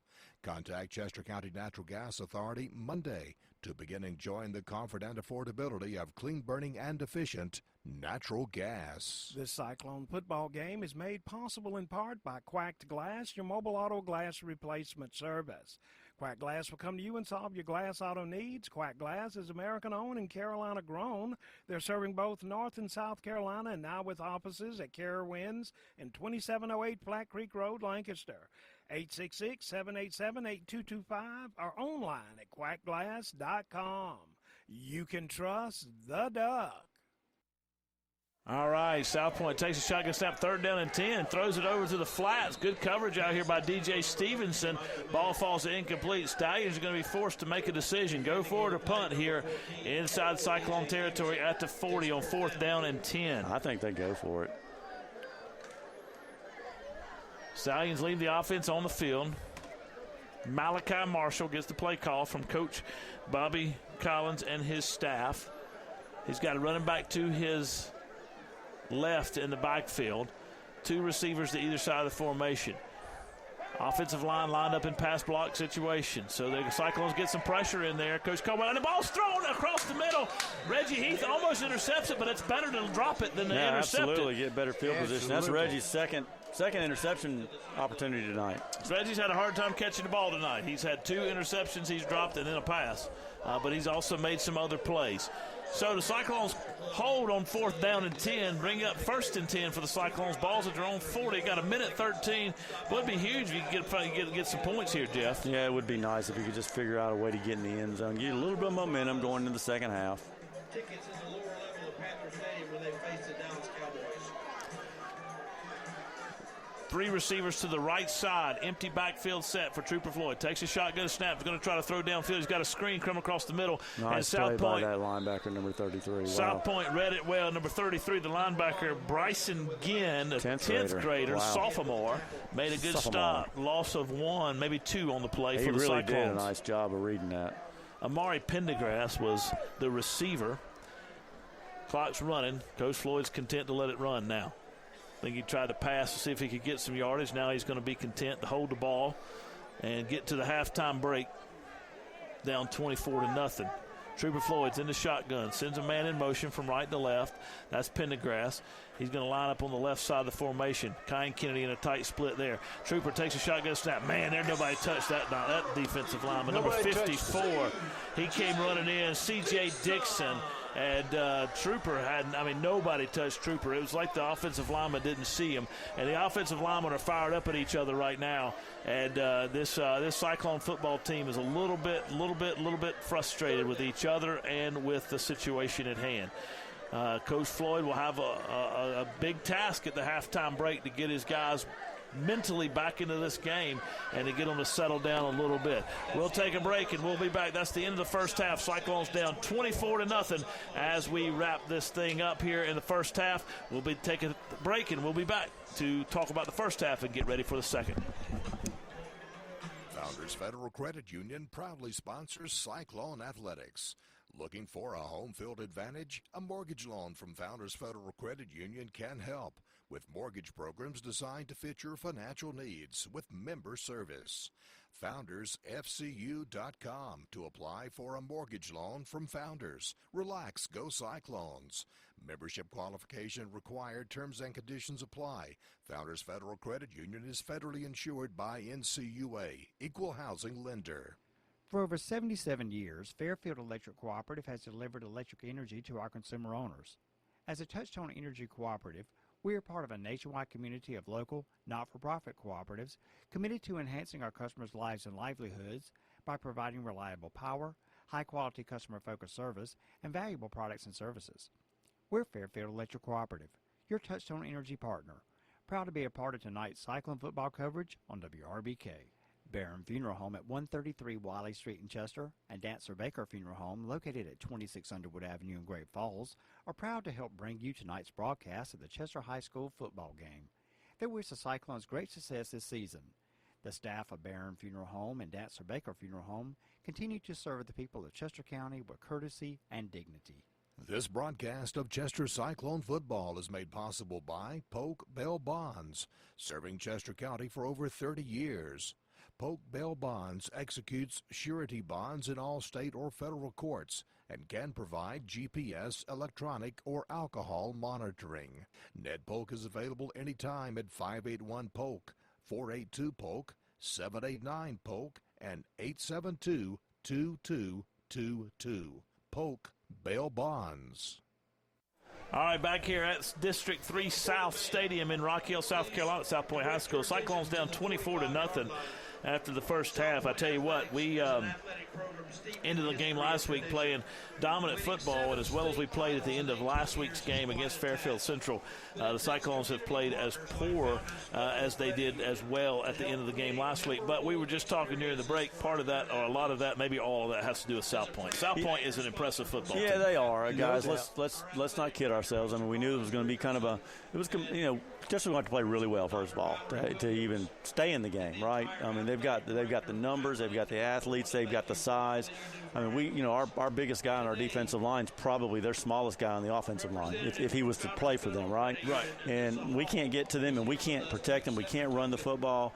We've had a few opportunities in the passing game. We just haven't been able to convert, And the other thing is we won't certainly single out, but we've seen a little bit of bickering down on the field amongst the team, and that kind of can – guys kind of get, I get it. You're upset. You want to play, you want your other guys to play hard, but you got to stick together, man, through the thick and the thin, and really kind of just stay together and play together. And hopefully, I think, I'm pretty sure Coach Floyd in the locker room right now is probably having a word of prayer too. Oh, I think so. I think you're right. But I think that if you're a coach, you got to be concerned not with just the performance, but with the way the team has bickered amongst itself. We've had several occasions where offensive linemen have pushed other offensive linemen and gotten in their face. We had several incidences where linebackers have gotten in each other's faces and stuff like that. And you're right, Jeff. I think you got to galvanize. You got to come together. You got to fight together. This is one team, and the only way you're going to have any success or any chance of being successful in the second half is to play together. Yeah. And I get it. I'm as fiery as they come, but at some point you got to come on and you got to pick each other up. You got to motivate each other. You got to figure out a way to do that. Might have to get in somebody's face, but you got to come back and say, "I love you," and let's go. Yeah, channel that energy. Pick your teammates up, man. It's a long season. This game honestly has no bearing on our season whatsoever. The only thing the game does for Chester is makes you better, right? Because now you're going to come out here. You haven't been tested like this all season. Now you got to decide how you're going to respond when you're really down in adversity. Yeah. Are you going to be able to make a turn and stick together, galvanize, or are you going to split apart? And this game makes you better. This game doesn't hurt you at all. It doesn't hurt your schedule. It doesn't hurt your chances long term.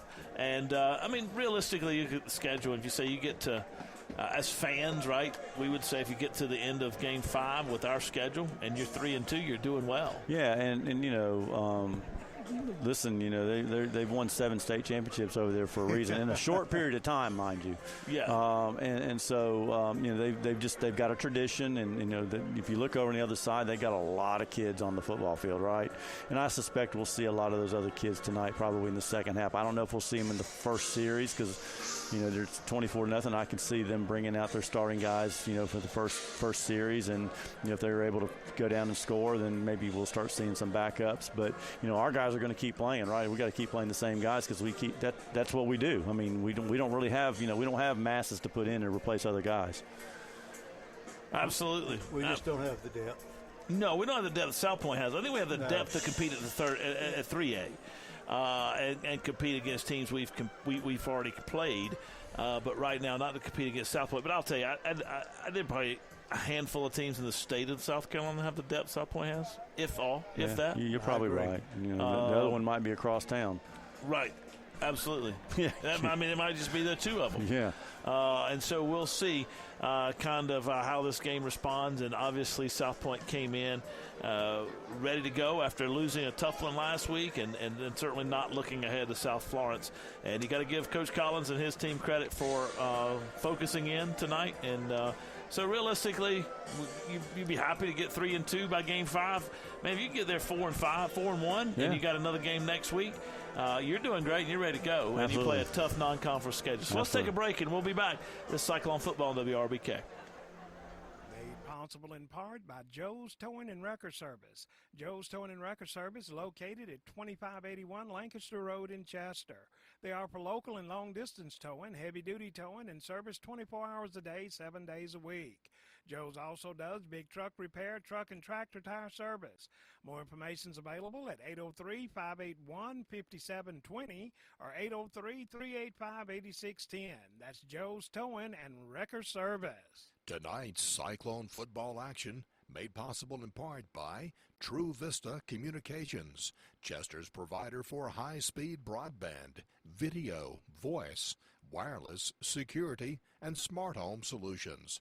They're available online at truevista.net or at a True Vista Customer Experience store located in Chester, Camden, Great Falls, and Winnsboro. Tonight's broadcast made possible by Hillside Restaurant and Bar at 129 Gadsden Street in downtown Chester. Hillside Restaurant and Bar offers specialty coffees and desserts in their cafe, brick oven-baked pizzas, salads, and sandwiches.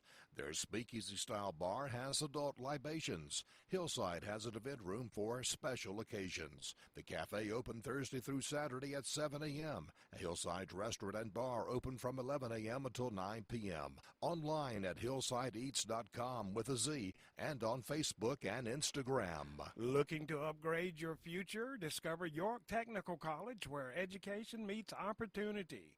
Get ready for success with York Tech's no-cost tuition program. That's right, tuition is on York Tech. Explore a diverse program, hands-on learning, and supportive community in the Tri-County area. Don't miss out. Visit yorktech.edu to learn more. All right, back here, 6:40 to go at the halftime break. South Pointe band's on the field doing their work, and those kids come out in the hot sun and play hard. You know, I was talking to, we had some technology issues at our church, and so the folks from audiovisual came over, XL Media, and the guy who came, the technician that came and worked at looked at our video system and whatever because we had some problems. He said, all right, I got to go. I'm glad this wasn't a very in-depth. Get this, Jimbo. I'm glad this wasn't a very in-depth fix for me. He's like, not because I didn't want to do it, but I need to go and do a sound check for the Northwestern band. So when you get up here, right? Come on. We can't even compete with the Northwestern band. So when you get up here in Rock Hill, right, you got this South Pointe band. Look at that band out there and listen to them. I mean, they're doing a great job. I mean, Friday nights it's a pageantry in Rock Hill. No doubt about it. Oh, it's Football City, USA, man. Yeah, I mean, you got bands take so much pride in what they do and the practice they do, and all that to say is, I'm sure South Pointe, you know, with the percussion instruments probably have have microphones there, and Brandon was saying, you know, I got to go out and set them up and the digital boards and all that kind of stuff, and so get ready for the Friday night football game. How about that? That was crazy, but that's just a different. Up here, it's a pageantry up here that's unlike anywhere I've ever been in the state of South Carolina. It's just Friday night is a big thing. It's big in Chester, but it's just a whole other experience in Rock Hill when you come to football games. I think this rivals some of the Texas high school football games that I've read about and seen.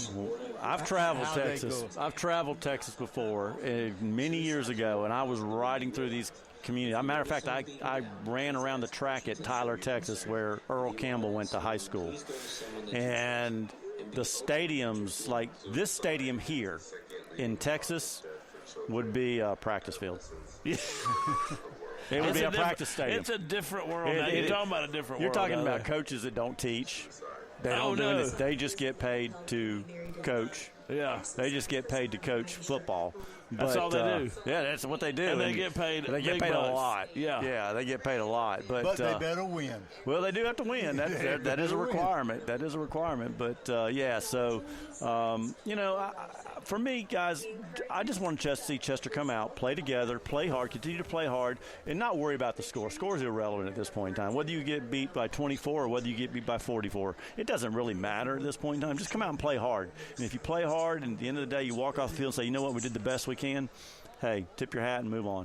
Well, I think that's exactly right. I mean, if you're a coach, I've been asked this question since we've called these games, and we've had our share of these games. We've been on the other side of the share. We've been on the South Pointe side of the game. We're up 24-0 at halftime. We were at Lancaster this year. We've been on the back side of it as well throughout our time calling football games. People say something, what would you say? I think you're right, Jeff. I think the answer is you go out and try to win the second half. Let's go out and see what we can do. We can win the second half. If you win it 7-6, so what? How do you bounce back? Right. That's the key. How do you bounce back? How do you fight in the midst of adversity? How do you fight together? Because that's what you really want to find out at this point in the season. That's why you play a South Pointe. You play a South Pointe to find out how your team's going to respond when put in adverse situations. Do you expect to win this game?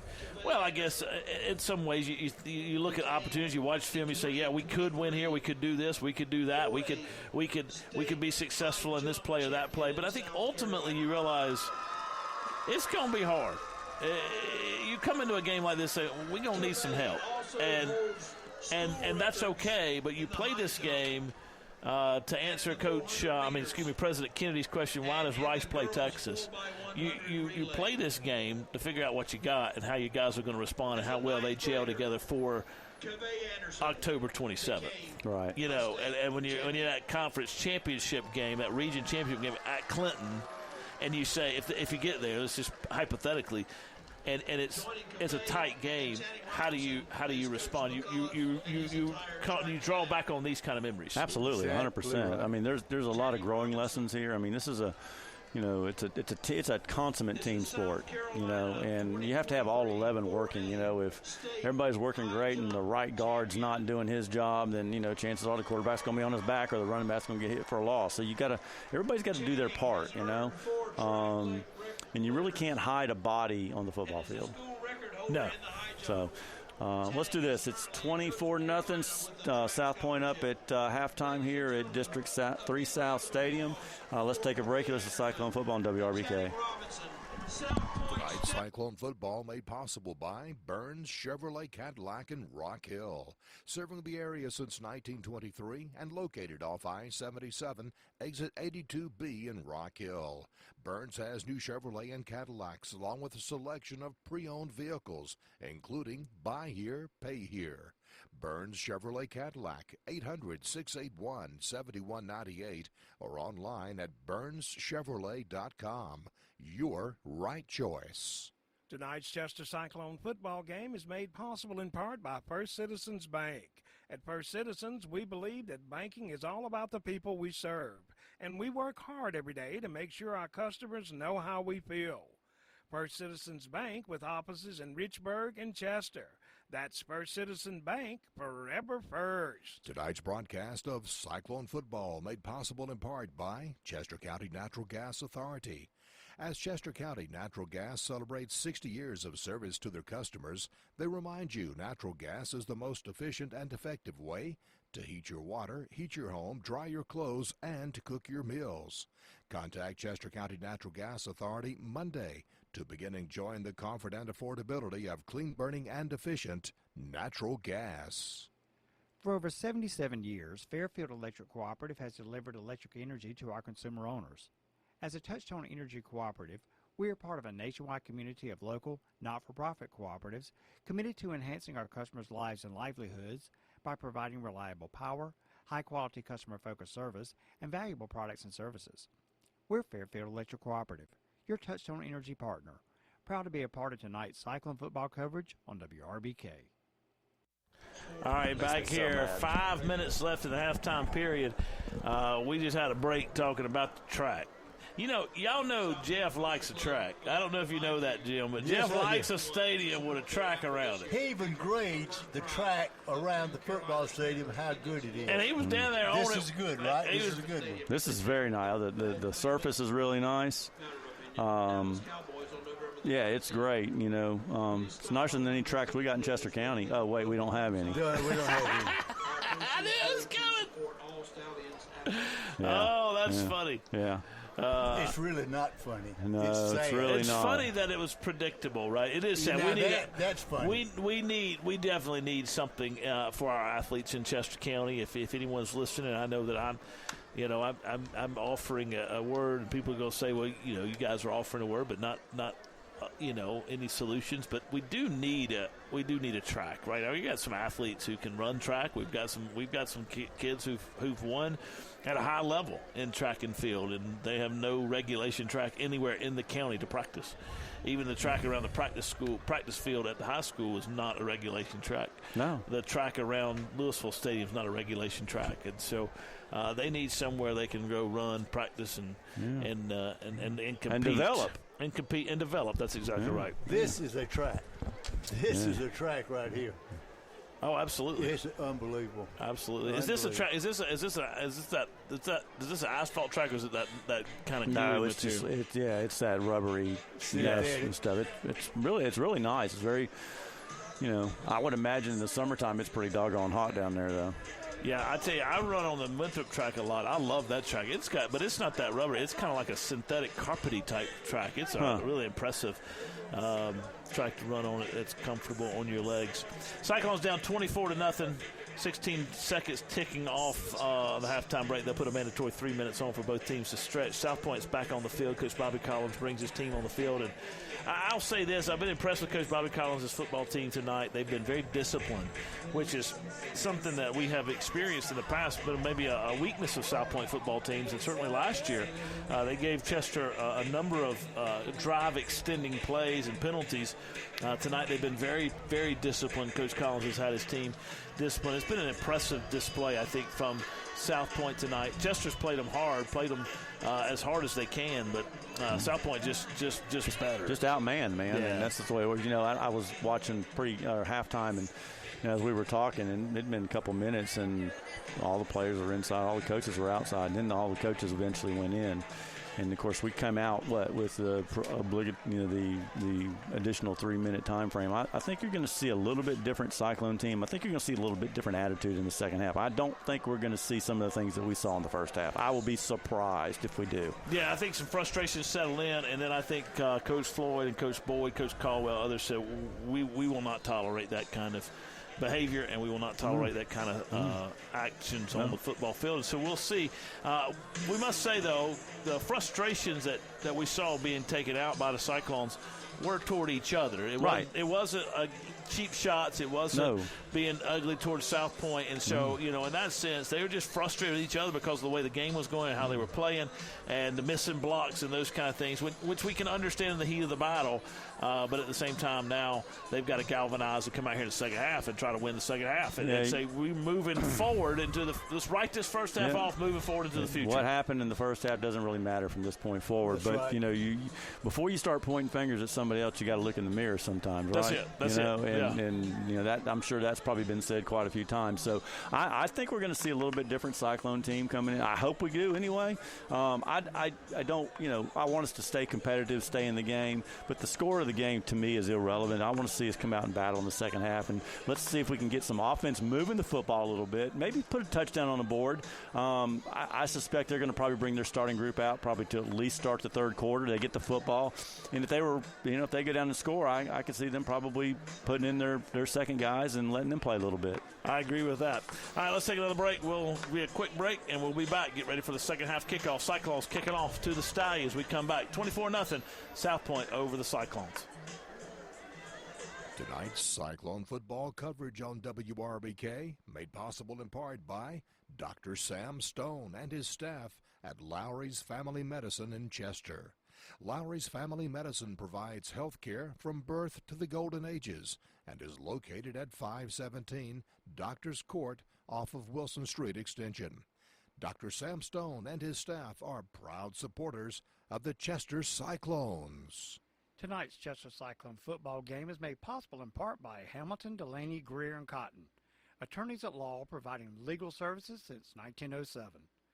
Attorneys Milton Hamilton, Greg Delaney, Brian Greer, and Nick Cotton have a general practice of law with offices in Chester and Rock Hill. Hamilton, Delaney, Greer, and Cotton support all the schools in Chester County. You're listening to Cyclone Football on WRBK Richburg, WNBK Whitmire, WEBK Society Hill, WUBK Inner-Ray. I'll do 3 to 4. All right, we're back here. Get ready to start the third quarter. Cyclones down 24-0 over the to the Stallions, down 24-0 to the Stallions of South Pointe. Cyclones will be kicking off to South Pointe to start the third quarter, and I think we'll be interested to see defensively Cyclones how aggressive they'll be able to be. They just have had no opportunities to get pressure up front, and when Coach Caldwell's been forced to bring pressure from his linebacker position, South Pointe's been able to block that extra man and find the holes across the middle where the vacancy was in the Cyclone zone. So, or take advantage of the Cyclones playing man coverage with the linebackers on the slots and scored big plays that way too. So, and touchdowns. So we'll see what the Cyclones are able to do. We'll see how much how much different they play here in the second half. And at this point, you're playing for pride. At this point, you're playing for your future as a football team. And like Jeff said, I think he's exactly right. Score irrelevant of the football game at this point forward. You are simply now trying to say, all right, where do we go for the rest of our season now? 2 things you control. I was talking to somebody, one of my clients this week, and I said 2 things you control: effort and attitude. That's right. DJ Stevenson is going to kick off for the first time tonight. Here's the run-up and the kick. It's a low line drive kick. It's going to be taken by the Stallion receiver at his own 11-yard line. Cyclone's going to funnel him in and going to chase him down from behind. That's Terry Radford as well as others there on the stop. The receiver was number 11, Xavier Preston. He got to the 24-yard line, 28-yard line, where the Stallions have put it in play 1st and 10. I said 24. I meant to say 28. Forgive me for that. Put it in play 1st and 10. Moving left to right against the Cyclone defense. Cyclones move Terry Radford at the nose. Kyan Kennedy's going to be in the defensive end. And so is Zy Whitlock. Kyan's going to be on the right side, Whitlock on the left. 3 linebackers. Quarterback takes a shotgun snap, hands it off to his running back in the middle. Cyclones hit him in the backfield, but he bounces free. That's Preston Hicks. He gets to the 40-yard line. That's enough for a first down. They're going to mark him at the 39. It's 11 and a first down. 13 made a stop for the Cyclones to Maury Caldwell. 1st and 10 for the Stallions. Cyclones had hit him in the backfield, just weren't able to get him to the ground. Marshall in the shotgun, 3 receivers to the left side. Waiting on the snap. Coach Caldwell signals into his defenders the play. He's going to fling it across the middle, and the receiver takes the pass and makes one Cyclone miss, gets 11 yards. Number 12 is the receiver, and the Cyclones made the stop. Number 16, Antonio Hopkins. Receiver is Zaheem Love. 2 plays, 2 first downs. 1st and 10 for the Stallions. Ball's on the Cyclone 49, moving left to right. 2 receivers to either side of the formation, running back to his right. Reggie Heath at the single high safety. Waiting on the snap. Malachi Marshall looks to throw down the field. He's got a man coming open, and he just overthrows him to the left. The receiver was looking for the ball over the inside shoulder, and Malachi threw it over the left outside shoulder. Ball falls incomplete. Xavier Preston was the intended target. 10:54 to go in the third. Cyclones down 24-0. And the Stallions driving first drive of the second half for them. 2nd down and 10, balls on the Cyclone 49-yard line. 2 receivers to either side. Takes a shotgun snap, Marshall does. He's going to throw across his body. Across field, DJ Stevenson in coverage for the Cyclones. Good coverage out there.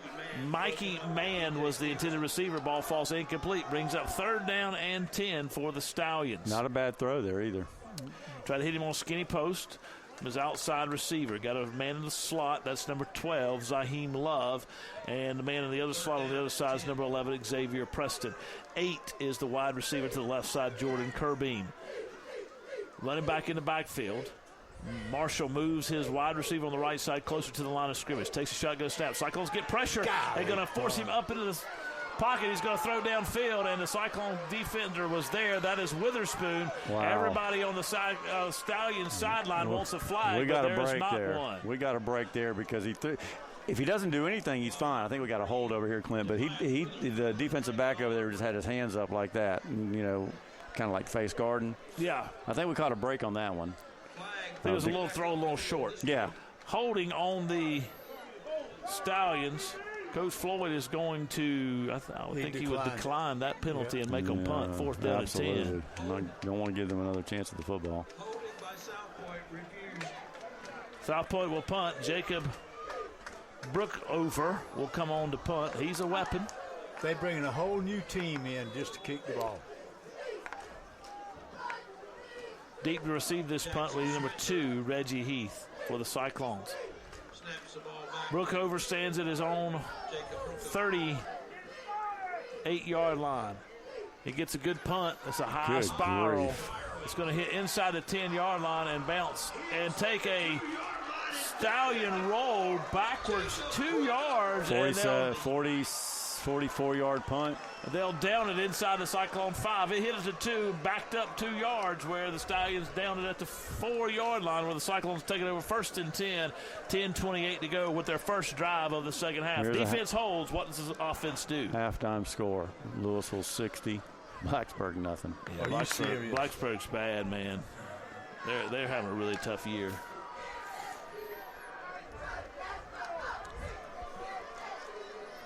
Northwestern 52-0 over Nation Ford in the 4th.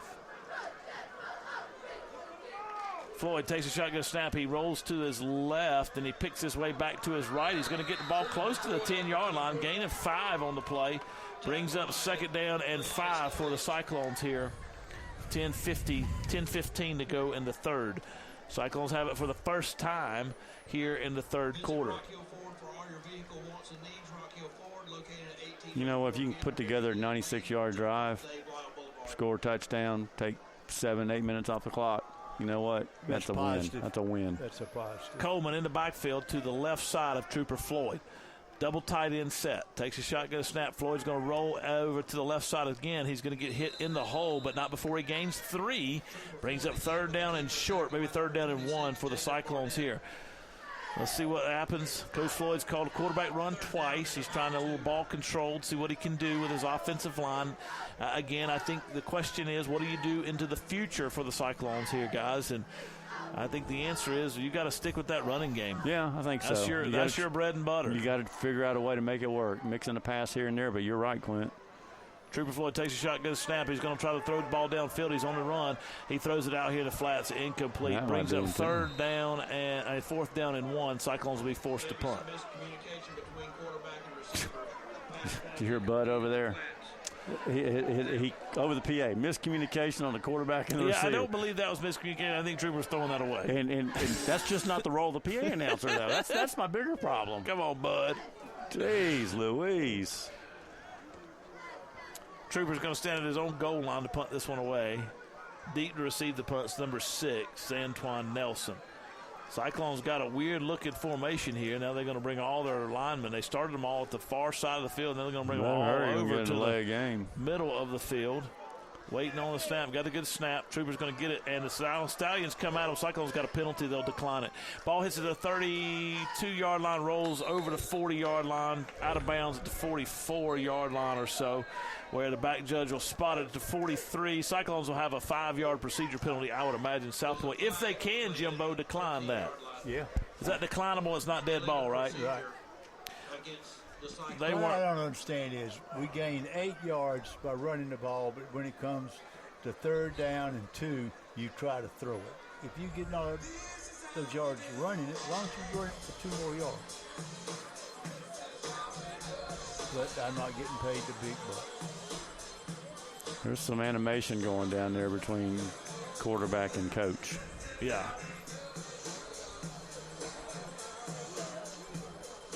I can appreciate that. Yeah, that's sometimes tough love, man. So they marked the penalty off on the end of the kick, Jimbo? I didn't think they did that. Thought you either had to take it on the kick or re-kick it or decline it, I thought. Maybe not. Stallions have it 1st and 10 at the Cyclone 38-yard line. They're going to swing pass. Oh, my goodness. There we go. Now we talking. Who was going to hit the running back out there? Pickett Hicks. He was on a swing pass. Hudaifa Taylor came out there and hit him. Hudaifa Taylor knocked him down for a loss of 3, and I just hit Jeff's arm pretty hard. I apologize. I'm going to tell you something. Number 1 probably coughed up a lung. What about it? I bet number 7's tattooed on his chest right now. Check it down and long. Man, he put it Coach Floyd and Trooper still having a conversation about what he needs to do with the football.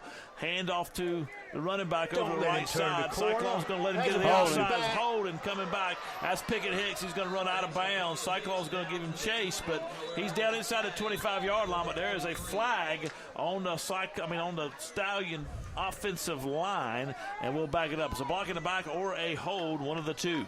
I saw a block in the back.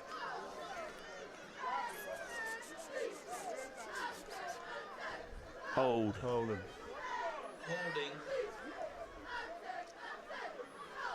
Back him up 10 yards against the Stallions. So the Stallions up 24-0, 8:21 to go in the third quarter.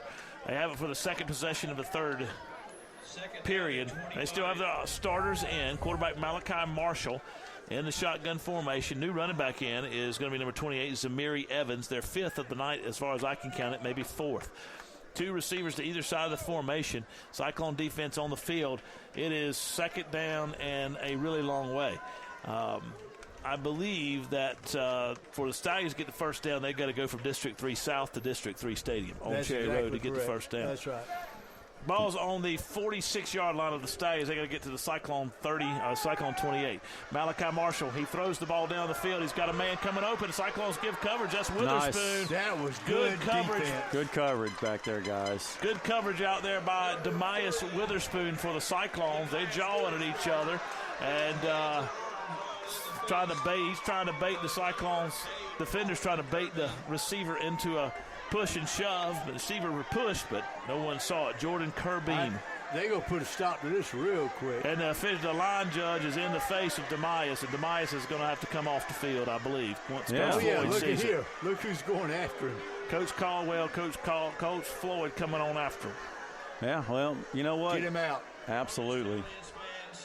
Let's show some sportsmanship. All right, Bud. What did he say about sportsmanship? Thanks, Bud, for being the sportsmanship police. 24-0, third down and long. Cyclones fired up. Demias Witherspoon comes off the field. He is replaced. He's just been moved from one side to the other. Well, that's a good, smart move. Handoff to the running back. And the Cyclones hitting the backfield. He goes down for a loss of yardage. Big 52 C.J. McCree in the backfield on Hudaifa Taylor. And the Cyclones are fired up now. Now we're seeing a little bit of energy, Jeff. Yeah, we are. Here's the thing, though, for me, guys. And I'm just never, you're never as good as you are and think you are and bad as you think you are. But you're down 24-0. Just play football, man. Don't get in anybody's face. Right. You're getting your rear end handed to you right now. I'm with you 100% there. Brookover on the punt. Ball's at the 30-yard line. Waits on the snap. Cyclones bring punt. They got it. Ooh. They hit it. They did punt. Get it. Reggie Heath comes up and gets it. They knocked the punter over, but they tipped the football. And so he's fair game when they hit the ball. That's right. So the Cyclones will put it in play. 1st and 10 at the 28-yard line. Moving right to left. This football game could get a little chippy, but you're right, Jeff. You got to play football. If you get jawing with each other, then you create an environment that could hurt you next week, and that could end up, costing you big time. Yeah, I mean, I get it. Your feelings are hurt right now. Just play football, man. 2 receivers to either side of the formation. Trooper Floyd in the shotgun formation. After having a good talking to by Coach Floyd, takes a shotgun snap. He's going to run over the left side. He gets hit after he gains 3 on the play. Brings up a second down and 7. Trooper got up slowly. Number 26 on the stop for the South Pointe Stallions, Jaden Bamette. From his safety position, Second down and 7. 7:12 to go in the third. Cyclones down 24-0.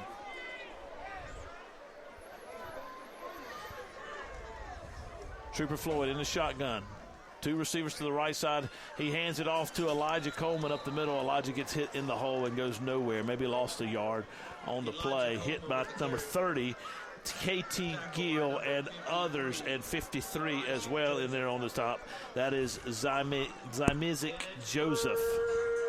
3rd down and 10 for the Cyclones. 6:38 to go in the third. Coleman comes off the field and he goes back on the field. Coach Floyd signals in his play call. Trooper Floyd is off the field. He's a little banged up after his last quarterback run. He just came off the field, and Witherspoon, Demias Witherspoon's on in the quarterback position. Empty backfield set. Look for a quarterback draw here, men. Waiting on the shotgun snap. Timeout by Coach Bobby Collins and the South Pointe Stallions. We'll take it with them. Cyclones have it 3rd and 10 when we come back, down 24-0. Relax, save like a pro with Founders Federal Credit Union. Founders Loyalty Select account gives you the opportunity to grow your savings. Fund your account through your favorite Loyalty Select product and start saving. Not a member yet? Relax, join Founders.com or one of their 40 locations to see if you qualify for membership. Membership qualification required. Terms and conditions apply. Founders Federal Credit Union is federally insured by the NCUA. This Cyclone football game is made possible in part by Quacked Glass, your mobile auto glass replacement service. Quack Glass will come to you and solve your glass auto needs. Quack Glass is American-owned and Carolina-grown. They're serving both North and South Carolina, and now with offices at Carowinds and 2708 Flat Creek Road, Lancaster. 866-787-8225 or online at quackglass.com. You can trust the Duck. All right, back here at District 3 Stadium, Cyclones and Stallions. Cyclones down 24-0, 6:15 to go in the third quarter. Cyclones have it on their second offensive possession of the third quarter right now. We said at halftime, the question is, will you win the second half? If you're Chester, you're playing for pride. You're coming out here playing hard. So what do we move forward? Right now, Cyclones are holding tough. Yeah. But got to do something offensively. Got to do something offensively here. Victor Floyd has pulled his son out of the game for a brief moment. That's Trooper. Trooper's out. He got banged up on the last quarterback run. And now Demias Witherspoon in the quarterback position, empty backfield set. 3 receivers to the right side of the formation, Kyan Kennedy in the slot. Witherspoon takes a shotgun snap, quarterback draw. He spins to the right side, and he is tackled for a gain of no yards. And I don't know if either the right tackle or the right guard decided. I don't know if they even saw the men in front of them on that play. So he lost 2 yards by Dixon, and now we've got somebody mouthing off. We got an unsportsmanlike conduct on one of the Cyclone players, and we'll find out exactly what's going on here. Look on the sidelines. That's at number 3 again. Officials are having a conversation about what to do here. Cyclones have it 4th down and 12 from their own 26-yard line. Got a dead ball, unsportsmanlike penalty on the Cyclones. They'll back them up 15 yards, or at least half the distance to the goal. We saw that coming, guys. I'm be honest with you, that shouldn't be any surprise. You got to keep your composure, man. You're just hurting your team. Troopers back on to punt. Half the distance to the goal. Now the ball will be spotted at the 15, 13-yard line, where the Cyclones will kick it right to left, down 24-0 to the Stallions. Cyclone players having a little bit of frustration. And Trooper waiting on the snap. He gets a good snap. Stallions come after it. They block it, the official says, and the ball takes a Cyclone roll at the 41-yard line, gets to the 49 where it goes down. Trooper was hit, but the referee said they got a piece of it. Well, he did. I'll tell you what, it worked in his favor. I don't think, a while ago he said the Cyclones got a piece of the ball, and then he said they got a piece of that one. I do believe the Cyclones got a piece, given how Brookover has been punting the football. I'm not sure, based upon how Trooper's been punting it, if they got a piece of that one. Because that one still went about 30 yards, and if they'd got a piece of it, you would expect it to go a little shorter than that. Malachi Marshall takes a shotgun snap, hands it off to Pickett Hicks in the middle. He's going to fight his way through Nathan Moss, and then we've got a cramp from C.J. McCree, but C.J. was in on the tackle as well. I believe he's got a cramp. And so he gained 4 on the play, brings up 2nd down and 6. Nathan Moss on the stop along with C.J. McCree. And while you're enjoying college football tomorrow, enjoy some Wheat and Bones chicken from 1027. I tell you what, man, I don't know if y'all know this. Our dear friends on the radio do not know this, but Jeff and Jim, you may know this. I don't know.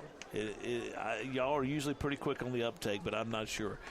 I believe Wing Bones is a sponsor of South Pointe Athletics. If they're not, they're getting some free press. Boy, they get a lot of free publicity. I'm going to go with it. I don't know if y'all know it, but I think they're a sponsor. Right?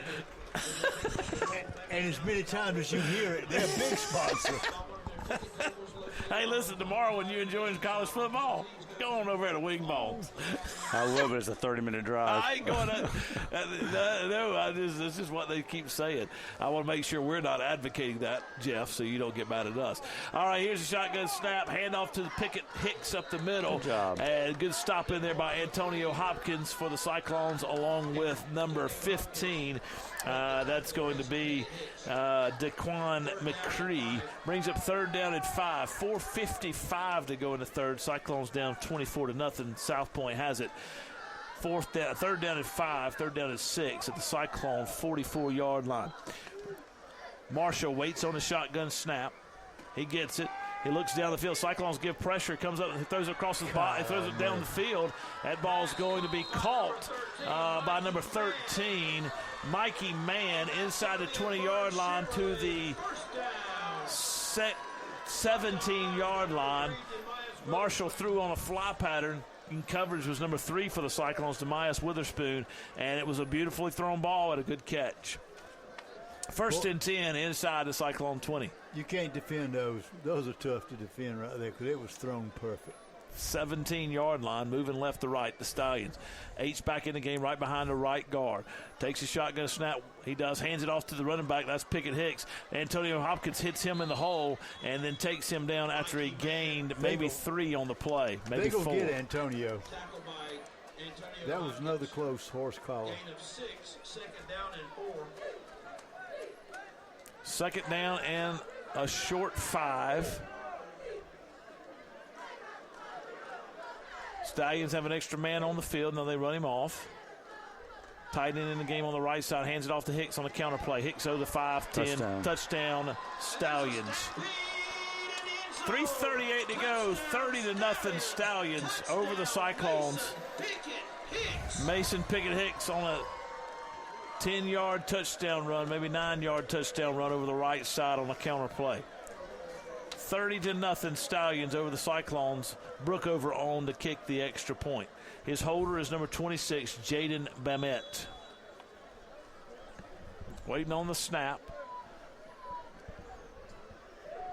Got a good snap. Holds up, kicks up, and it is good. It just squeaked inside the left upright. So it's 31-0. We'll take a break and we'll be back. Cyclone football, WRBK. Tonight's Cyclone football made possible by Burns Chevrolet Cadillac in Rock Hill, serving the area since 1923 and located off I-77, exit 82B in Rock Hill. Burns has new Chevrolet and Cadillacs along with a selection of pre-owned vehicles, including buy here, pay here. Burns Chevrolet Cadillac, 800-681-7198 or online at BurnsChevrolet.com. Your right choice. Made possible in part by Joe's Towing and Wrecker Service. Joe's Towing and Wrecker Service located at 2581 Lancaster Road in Chester. They offer local and long-distance towing, heavy-duty towing, and service 24 hours a day, 7 days a week. Joe's also does big truck repair, truck and Lancaster's a 3-point game. More information is available at 803-581-5720 or 803-385-8610. That's Joe's Towing and Wrecker Service.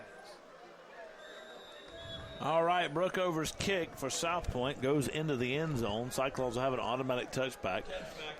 Ball at their own 20-yard line, down 31-0 now. Moving right to left, 3:38 to go in the third quarter here in South Pointe's District 3 Stadium in Rock Hill, South Carolina. 14-14 York and Clover. Interesting game.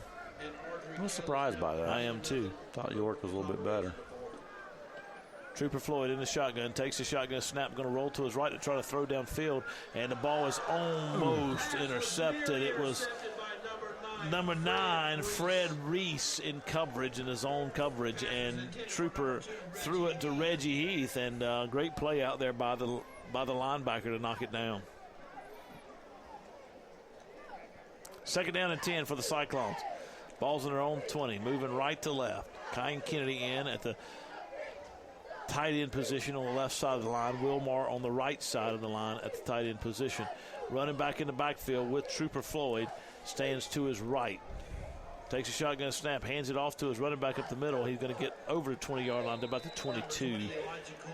Coleman carried the ball. He's going to go down inside the 20-yard line just at the 21. So it brings up 3rd down and 9 for the Cyclones. Cyclones have been unable to run the football at all tonight and been really struggling to get anything going offensively. Our good friend Brian Winmore just told me we have 34 total yards. Trooper takes a shotgun snap. He's going to start left. He comes back to his right. He started right, came back to left. He hits Tyler Williams in the flats on a good pass by Trooper Floyd. He started right, then he had to reverse field. He hit Tyler Williams on an out pattern, and the ball goes out of bounds, but he didn't quite get to the 1st down. He gained 8. He had to get 10. So the Cyclones will be forced to punt again, and Trooper Floyd will be on to do it. You know, in defensive Trooper, he really just hasn't had any time to plant his feet and try to throw the football. It's either been running to the left or the right. And Cyclone's going to run a fake punt. Trooper's going to try to throw across his body. He's got a man open. That's Hanifa Taylor at the 40, 45-yard line, 50-yard line. Hanifa's pushing the pile. Cyclones pushing the pile. Tamari Caldwell in the middle. They got over midfield for the first time tonight on a trick punt, and they got to the 44-yard line of the Stallions. Fake punt. They set that up with that earlier punt. They ran that same formation.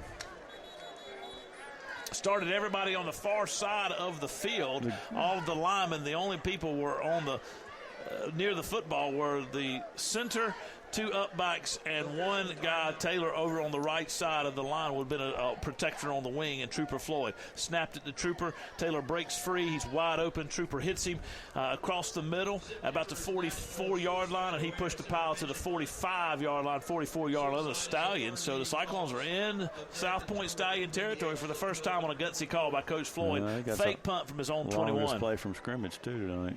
Yeah, fake punt from his own 28-yard line.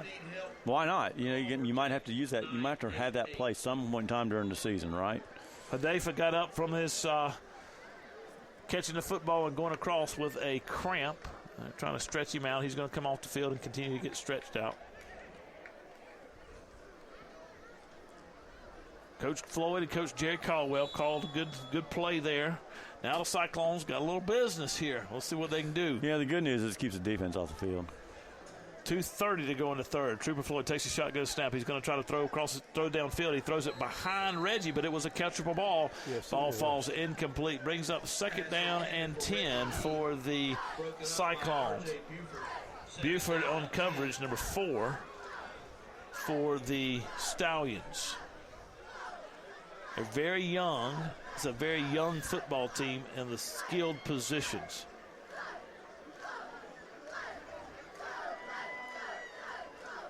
South Pointe is. Tight end on the right side of the formation. Low snap, but Trooper hands it off to Coleman. Coleman gets over back to the line of scrimmage, maybe a half a yard. Brings up 3rd down and long again for the Cyclones. I think it's 4-down territory regardless of what happens here, guys. I mean, Chester's got to try to keep the defense off the field, even for one more play. I think it's 4-down territory. I thought I saw a flag come out, but apparently not. You saw those socks. Yeah, everybody sees those socks. I'm kind of digging those socks. I like them. Especially like what they stand for. Suicide Exactly. awareness. Yeah, that, brother. Trooper Floyd takes a shotgun snap, going to roll to the right. Nobody out there to stop him. That's going to be a throw interference. across the middle, trying to be. hit Kyan Kennedy. He was across the middle of the field. He was open for a split second, but the ball was knocked loose. I thought he had his arm wrapped around By him. Fred Reese. Ball was knocked loose by Fred Reese. Brings up 4th down and 10 for the Cyclones. Cyclone fans down below us want a flag. I'm with him on that. I mean, I'm not a homer. I mean, I thought he had his arm wrapped around him. I don't know how he couldn't see that. Cyclones call timeout, 1:37 to go in the third. We'll hold it right here because we're going to be close to the quarter break in just a moment. 31-0 South Pointe over the Cyclones. Cyclones never have really been in this football game. Stallions have dominated this game in every way, and that's a really good football team. You just got to tip your hat to this football team across the way. I mean, that is just a really They'll good be football playing team. deep into December, November, December. Oh, yeah. I wouldn't be surprised to see them in Columbia. Right. You know, we talked about this, Clint. I think you mentioned it pregame too, but you know, that Chester was going to, you know, we identify ourselves by running the football, and we always have, and it just hasn't been there tonight. I mean, it's just a simple fact. I mean, our offensive line is not small, but when you compare it to their defensive line, it's small. Yeah, I mean, we those just kids can't move their guys. It's that simple. we can't move their guys. You're right. We can't move them out of the way. Defensive line is stout. Floyd takes a shotgun snap, empty backfield sets, wide receiver screen to Witherspoon. Witherspoon makes one-man miss, but he's not going to get the first down. He stumbles across the 40-yard line to the 39-yard line where it is going to be a turnover on downs. The Stallions will take it over 1st and 10 at their own 39-yard line, and now the Cyclones have a man down. That is Tavonte Weldon, and he's going to get off the field under his own power. 1:23 to go in this third quarter. Cyclones down 31-0. This is a pivotal point in this game, guys. At this point, you start saying, I just hope we get out of here healthy. I'm a little surprised that Collins has kept quarterback in. I mean, I realize he's a senior, but I'm a little surprised right now at this point in time. Yeah, they left him in. Malachi Marshall in the shotgun, running back to his right. 2 receivers to the left side. H-back on the left side of the line. Waiting on the snap. And we've got a penalty marker on the field. Delay a game on the Stallions. Back them up 5 yards. And play first down. You know, I think we talked about this at the opening. I think this is right here is the bugaboo of South Pointe. If you could say, look at something that's going to hurt South Pointe. They've had some costly holding penalties, and they've had some costly procedural penalties, dead ball penalties that got them behind the sticks. And if they can eliminate that, they can really make some. But that could hurt them in a game. Maybe that's what hurt them last week. Hopkins comes in and makes a stop over the running back, who bounces off the offensive lineman to the right side. Number 28 is the carrier, Zamari Evans. Antonio Hopkins makes the stop for no gain. Brings up 2nd down and 15. 1:05 left in the third. Stallions up 31-0. I think Antonio's played a pretty decent game today from the defensive side. I think that, yeah, he has. He's played well. Marshall takes a snap. Cyclones bring a full house pressure on him. Good tackle out in the flats. He catches receiver in the flats, got rid of it quickly. Cyclones brought a whole house blitz, brought 6 men. Ball was caught by Jordan Collins out in the flats for a gain of 2 yards. The Cyclones stopped him. Baxley made the stop for the Cyclones. That was a long throw. Dorian Baxley, playing man-to-man coverage, made the stop.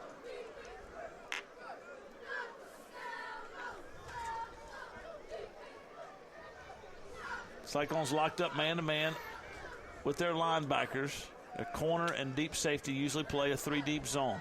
We'll see what they do. Reggie Heath now moves his way over to the left side of the field. Quarterback takes a shotgun snap. He's going to throw one-on-one coverage down the corner, and that's going to be coverage out there by number 3 for the Cyclones. That's Demias Witherspoon. Ball falls incomplete to Jordan Collins, and that'll force a punt by the Stallions here. End of the quarter. The last play of the third quarter. We'll take a break, and we'll be back. Cyclones down 31-0 going into the fourth, waiting a 4th down and long. Looking to upgrade your future? Discover York Technical College, where education meets opportunity. Get ready for success with York Tech's no-cost tuition program. That's right, tuition is on York Tech. Explore a diverse program, hands-on learning, and supportive community in the Tri-County area. Don't miss out. Visit yorktech.edu to learn more. Tonight's broadcast made possible by Hillside Restaurant and Bar at 129 Gadsden Street in downtown Chester. Hillside Restaurant and Bar offers specialty coffees and desserts in their cafe, brick oven-baked pizzas, salads, and sandwiches. Their speakeasy-style bar has adult libations. Hillside has an event room for special occasions. The cafe open Thursday through Saturday at 7 a.m. Hillside Restaurant and Bar open from 11 a.m. until 9 p.m. Online at hillsideeats.com with a Z and on Facebook and Instagram.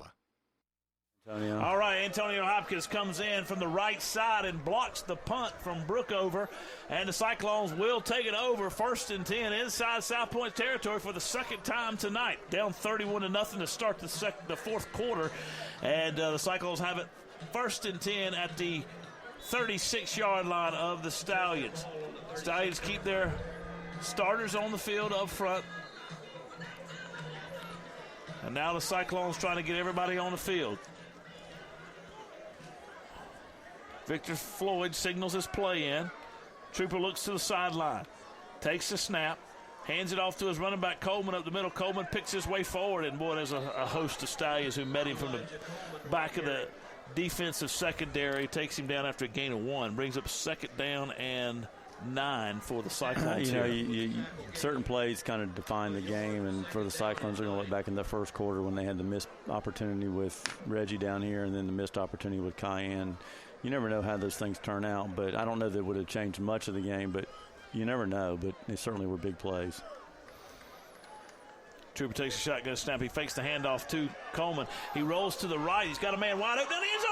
He overthrows him. He was wide open. Reggie was down the sideline, and Trooper threw it to the outside rather than the inside, and they carried him out of bounds. But Trooper throwing it on the run, just a little bit off on his accuracy. That had been 6 points for the Cyclones. 31-0, 11:09 to go. 3rd down and 9 for the Cyclones. Trailing here at South Pointe's District 3 South Stadium, known as the Corral. Kyan Kennedy in at the H-back tight end position. Trooper Floyd takes a shotgun snap. He's going to try to throw a slant across the middle to Reggie, and the ball falls incomplete. And I'm not sure what happened there. I don't know if Trooper threw it a little bit too far in front of him, or if Reggie just kind of saw somebody coming downhill to hit him. He decided he was going to pull up on that one. You call it a corral. That's not really intimidating. I like the reservation. That's intimidating. I'm just saying that's what they call it. I know that, but that's not really intimidating. Well, Maybe you can come up with a better name. You call it whatever you want to. You step on the field with this team right here, it's intimidating. Trooper takes a snap. He's going to get the punt. It's going to be a high punt.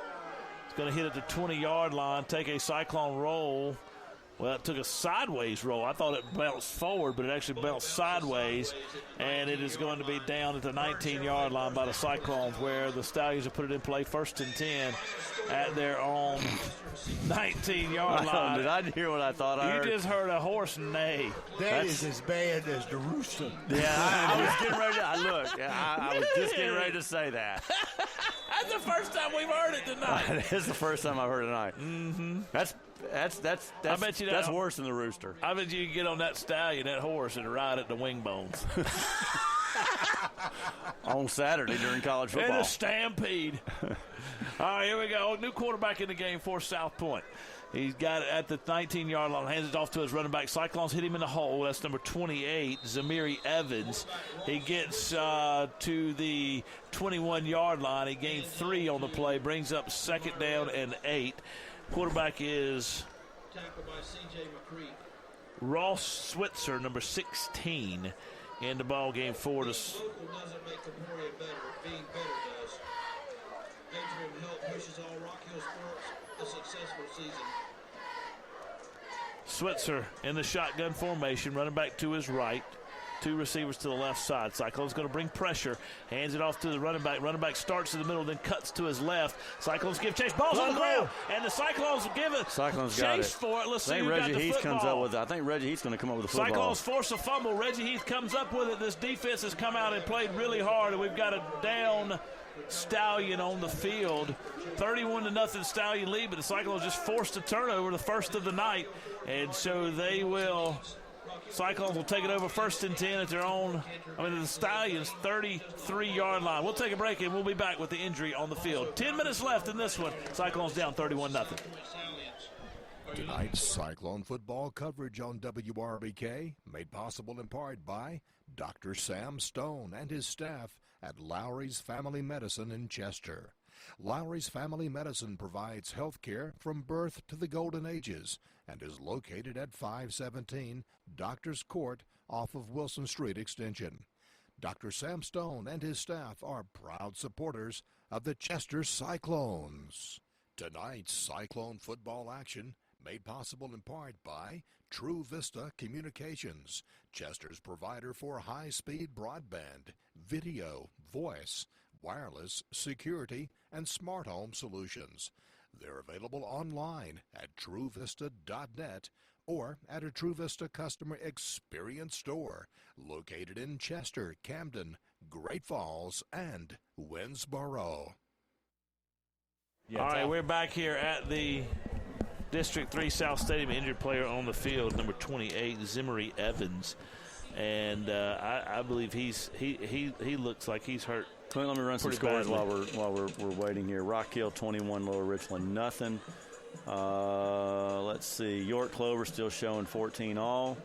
Daniel, I'm bringing it up because they're up 28-21 over Hart County out of Georgia. And here's a little bit of an interesting game.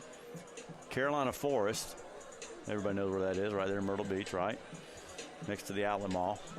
14, South Florence 7 in the fourth quarter. Oh wow! Yeah, that's a big one. Excuse me a minute, Jeff. Coach Floyd just motioned to everybody on the bench to take a knee.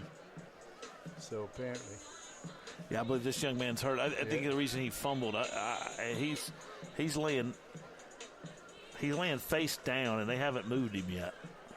I didn't mean to interrupt you. No. Certainly understand. More scores: Clinton 51, Aiken 6. This score is important for only one reason. Dutch Forks 47, Stratford nothing. Dutch Forks 0-3 on the season. And it's hard to believe they're out of the top 10. It's hard to believe. Yeah.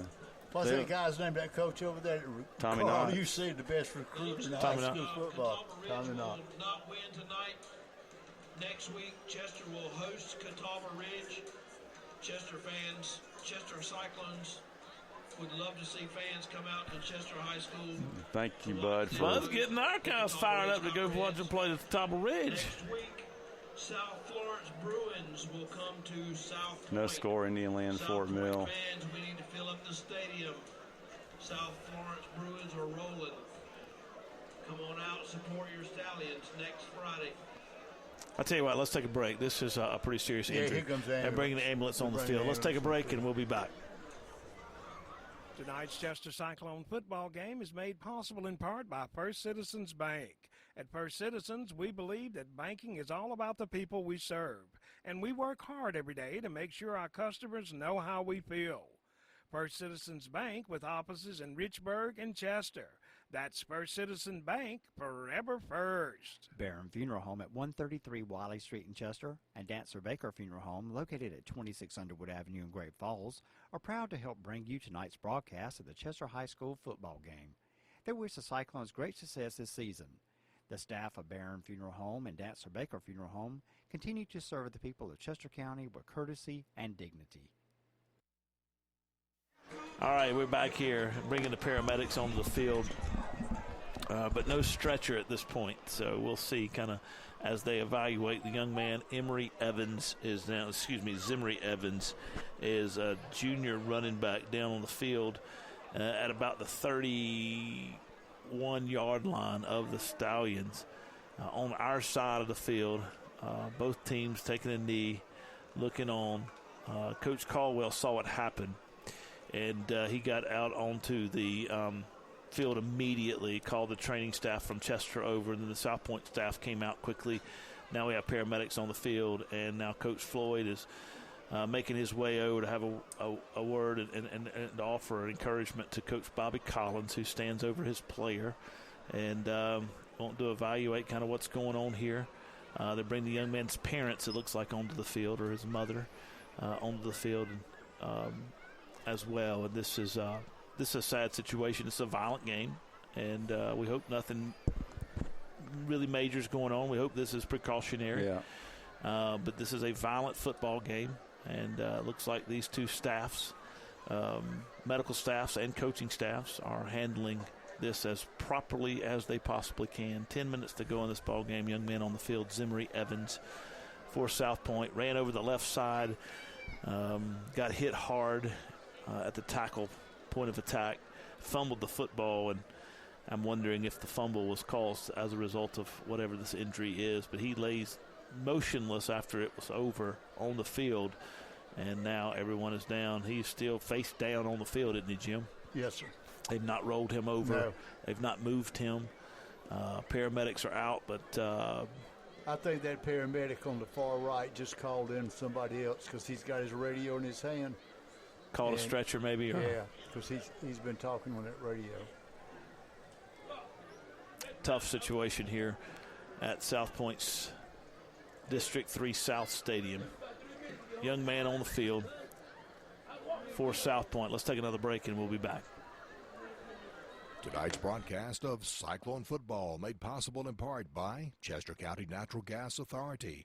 As Chester County Natural Gas celebrates 60 years of service to their customers, they remind you natural gas is the most efficient and effective way to heat your water, heat your home, dry your clothes, and to cook your meals.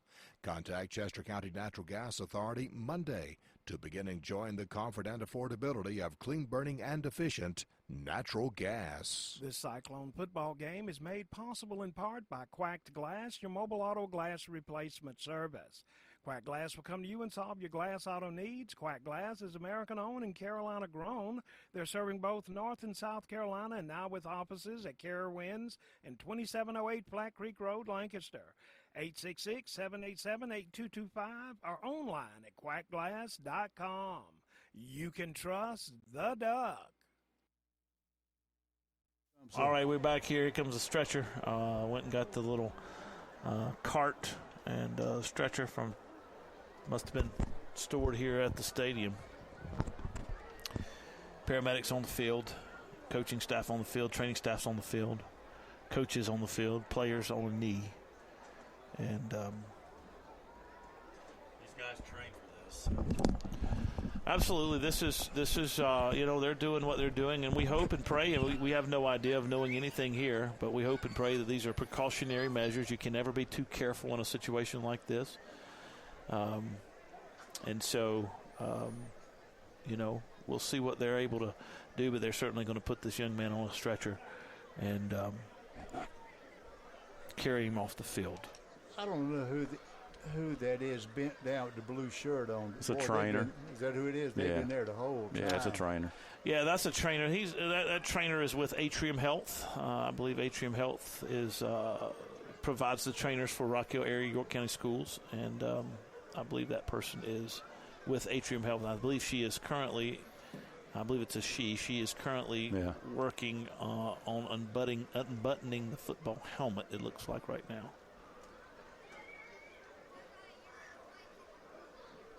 Coach Caldwell, Coach Floyd over having a conversation with some of the coaching staff of South Pointe. You know, I've called games for 18 seasons, and I've only ever seen this twice outside of tonight. Yeah, and it's pretty remarkable, as violent as this game can be, that this doesn't happen more often. But I hope you're right, Clint. I hope it's just more precautionary than anything else.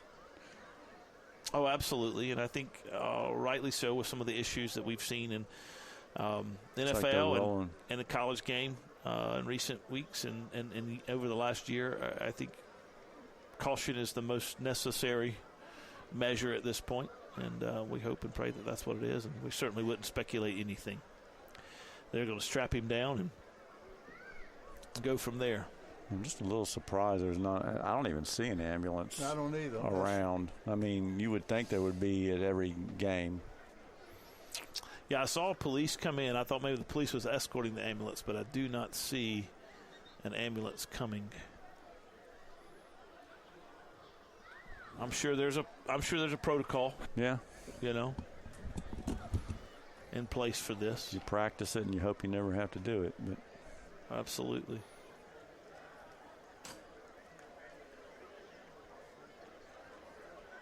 I'll tell you what, as they continue to work on this young man, we'll take a break and we'll be back. Cyclone Football, WRBK. Founders Federal Credit Union proudly sponsors Cyclone Athletics. Looking for a home field advantage? A mortgage loan from Founders Federal Credit Union can help with mortgage programs designed to fit your financial needs with member service. FoundersFCU.com to apply for a mortgage loan from Founders. Relax, go Cyclones. Membership qualification required. Terms and conditions apply. Founders Federal Credit Union is federally insured by NCUA, Equal Housing Lender. Tonight's Chester Cyclone football game is made possible in part by Hamilton, Delaney, Greer, and Cotton, attorneys at law providing legal services since 1907. Attorneys Milton Hamilton, Greg Delaney, Brian Greer, and Nick Cotton have a general practice of law with offices in Chester and Rock Hill. Hamilton, Delaney, Greer, and Cotton support all the schools in Chester County. Made possible in part by Joe's Towing and Wrecker Service. Joe's Towing and Wrecker Service located at 2581 Lancaster Road in Chester. They offer local and long-distance towing, heavy-duty towing, and service 24 hours a day, 7 days a week. Joe's also does big truck repair, truck and tractor tire service. More information is available at 803-581-5720 or 803-385-8610. That's Joe's Towing and Wrecker Service. This broadcast of Chester Cyclone football is made possible by Polk Bell Bonds, serving Chester County for over 30 years. Polk Bell Bonds executes surety bonds in all state or federal courts and can provide GPS, electronic, or alcohol monitoring. Ned Polk is available anytime at 581-POLK, 482-POLK, 789-POLK, and 872-2222. Polk Bell Bonds. All right, we're back here at South Pointe's District 3 Stadium. Injured player on the field is Zimri Evans. He's still on the field. They do have him on a stretcher now. We don't know anything. No confirmation of anything. Hopefully and prayerfully it's just precautionary measures. Both teams are certainly greatly concerned, and coaches' staffs are very much concerned. Coach Bobby Collins, Coach Victor Floyd having a conversation here around about the 45-yard line, and the young man is being stretchered on the 32-yard line. Medical staff working with him, trainers on both sides working with him. The most important thing at this point is the safety of the young man, and the most important thing that anybody out there could try to work on would be getting his safety taken care of. The Cyclones are down 31-0 in this football game. It has not been a memorable game for the Cyclones outside of remember how you played, remember how you felt. That'll be the motivation moving forward. I think if you could talk football in this moment, Jeff, and we've got to talk football at this moment because we can't talk anymore about this situation. Right. But I think if you're coaching staff at this point, this football game is where do you go from here? That's the benefit of this football game to Chester. Sure. They have done nothing. I think that Brian Wilmer was beside us, and until the fake punt in the fourth quarter from the Cyclones, their longest play from scrimmage had been 10 yards, and they had a total of 34 yards at that point after 3 quarters of this football game. They have been completely and totally incapable of moving South Pointe at all up front. South Pointe's defensive linemen on either side. Yeah, and South Pointe's defensive linemen have dominated this football game. Here comes an ambulance, guys. Yeah, I hear it. And the Cyclones have been dominated on the defensive line, and that's not something that's not something that we didn't expect all season at some point, because Zy Whitlock is starting defensive tackle, and he is not large at all. And so as a result of that, fire truck as well. Fire trucks are first responders typically. As a result of that, I would expect the Cyclones to get dominated up front. they have tonight. South Pointe has been far superior of a football team, and it's a really good football team on the other side of that field. Yeah, and when you leave here, you just say, we got beat, and we got beat bad by a really good football team. Exactly right. And some days you're the windshield, some days you're the bug, and it's just unfortunate. But, Chester's been manhandled, and we're just overmatched, man. I mean, it's called like it is. We're just overmatched. We don't have the size they got, and we don't have the numbers they got. I mean, they got some dudes over there, and they got a lot of dudes. So, anyway, it is what it is, and but you're right, Clint. I mean, you can build off of this. You got to put it behind. You got to have that windshield mentality, right? I always tell people God gave us eyes in the front of our head for a reason. Don't look backwards, and so just don't look backwards, and you got to get ready to play Catawba Ridge next week, and they've been struggling, so I imagine they're going to come into Chester, and they're not going to be really happy. Oh, absolutely. You got to look forward. You got to put your nose and your eyes moving forward, and you got to say, all right, remember how you felt. Let's look at this tape. Let's look at what we did. Let's look at what we did right. Well, so what we did wrong. Not much right, but a lot wrong. And then let's watch it, and then let's be done with it. Never talk about it again, and let's move on. And I think that's where you got to be. I think that the major concern, knowing Coach Floyd, Coach Caldwell, and others, but certainly Coach Floyd is the head of this program, the way that I've gotten to know him over the last, 7-8 years, he's going to be most concerned with some of the discipline, the lack of discipline. Yeah, stuff. The lack of discipline, Yeah, some attitude issues, I agree. some jaw and stuff like that. I think there are going to be some things that are going to work out this week in practice. And I think you're right, Jeff. I think there's going to be a long practice, hard week of practice. May not be a lot about football. Yeah, I think it's about life. It's about, sometimes you got to have life lessons, and whatever that means, right? And it's just part of playing team sports and part of learning and growing, and you hope to come out on the other side better. This game, again, we talked about, this game really has zero impact on our season. That's correct. All our goals are still attainable. Win the region, host playoff games, and get the state championship. All that stuff is still in front of us. This game has no impact on that whatsoever. Absolutely. I'll tell you what, let's take another break as they continue to work on this young man, Zimmery Evans. They're bringing family members onto the field. Ambulance is here. Fire trucks here. Here come the firemen. And so they'll be taking this young man off this field shortly, I would imagine. So let's take another break. Cyclones down 31-0, injured player on the field. Tonight's broadcast made possible by Hillside Restaurant and Bar at 129 Gadsden Street in downtown Chester. Hillside Restaurant and Bar offers specialty coffees and desserts in their cafe, brick oven-baked pizzas, salads, and sandwiches. Their speakeasy-style bar has adult libations. Hillside has an event room for special occasions. The cafe open Thursday through Saturday at 7 a.m. Hillside Restaurant and Bar open from 11 a.m. until 9 p.m. Online at hillsideeats.com with a Z, and on Facebook and Instagram. Looking to upgrade your future? Discover York Technical College, where education meets opportunity. Get ready for success with York Tech's no-cost tuition program. That's right, tuition is on York Tech. Explore a diverse program, hands-on learning, and supportive community in the Tri-County area. Don't miss out. Visit yorktech.edu to learn more. Tonight's broadcast of Cyclone football made possible in part by Chester County Natural Gas Authority. As Chester County Natural Gas celebrates 60 years of service to their customers, they remind you natural gas is the most efficient and effective way to heat your water, heat your home, dry your clothes, and to cook your meals. Contact Chester County Natural Gas Authority Monday to begin enjoying the comfort and affordability of clean-burning and efficient natural gas.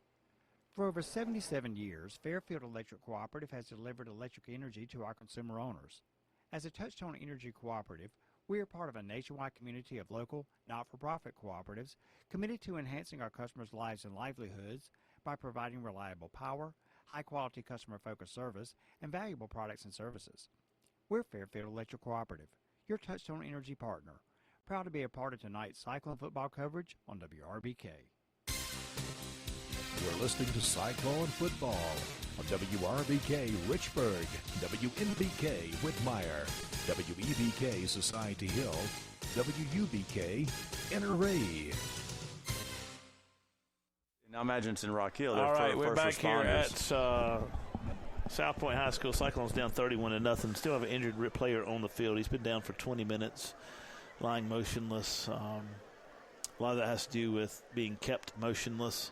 There's a trainer we've talked about several times during the break. There's a trainer from South Pointe, a young lady who I believe is with Atrium Health. I believe they provide trainers for South Pointe.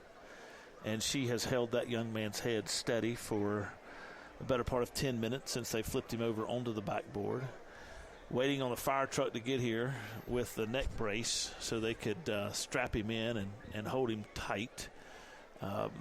We don't know anything else other than what they're doing and what we see.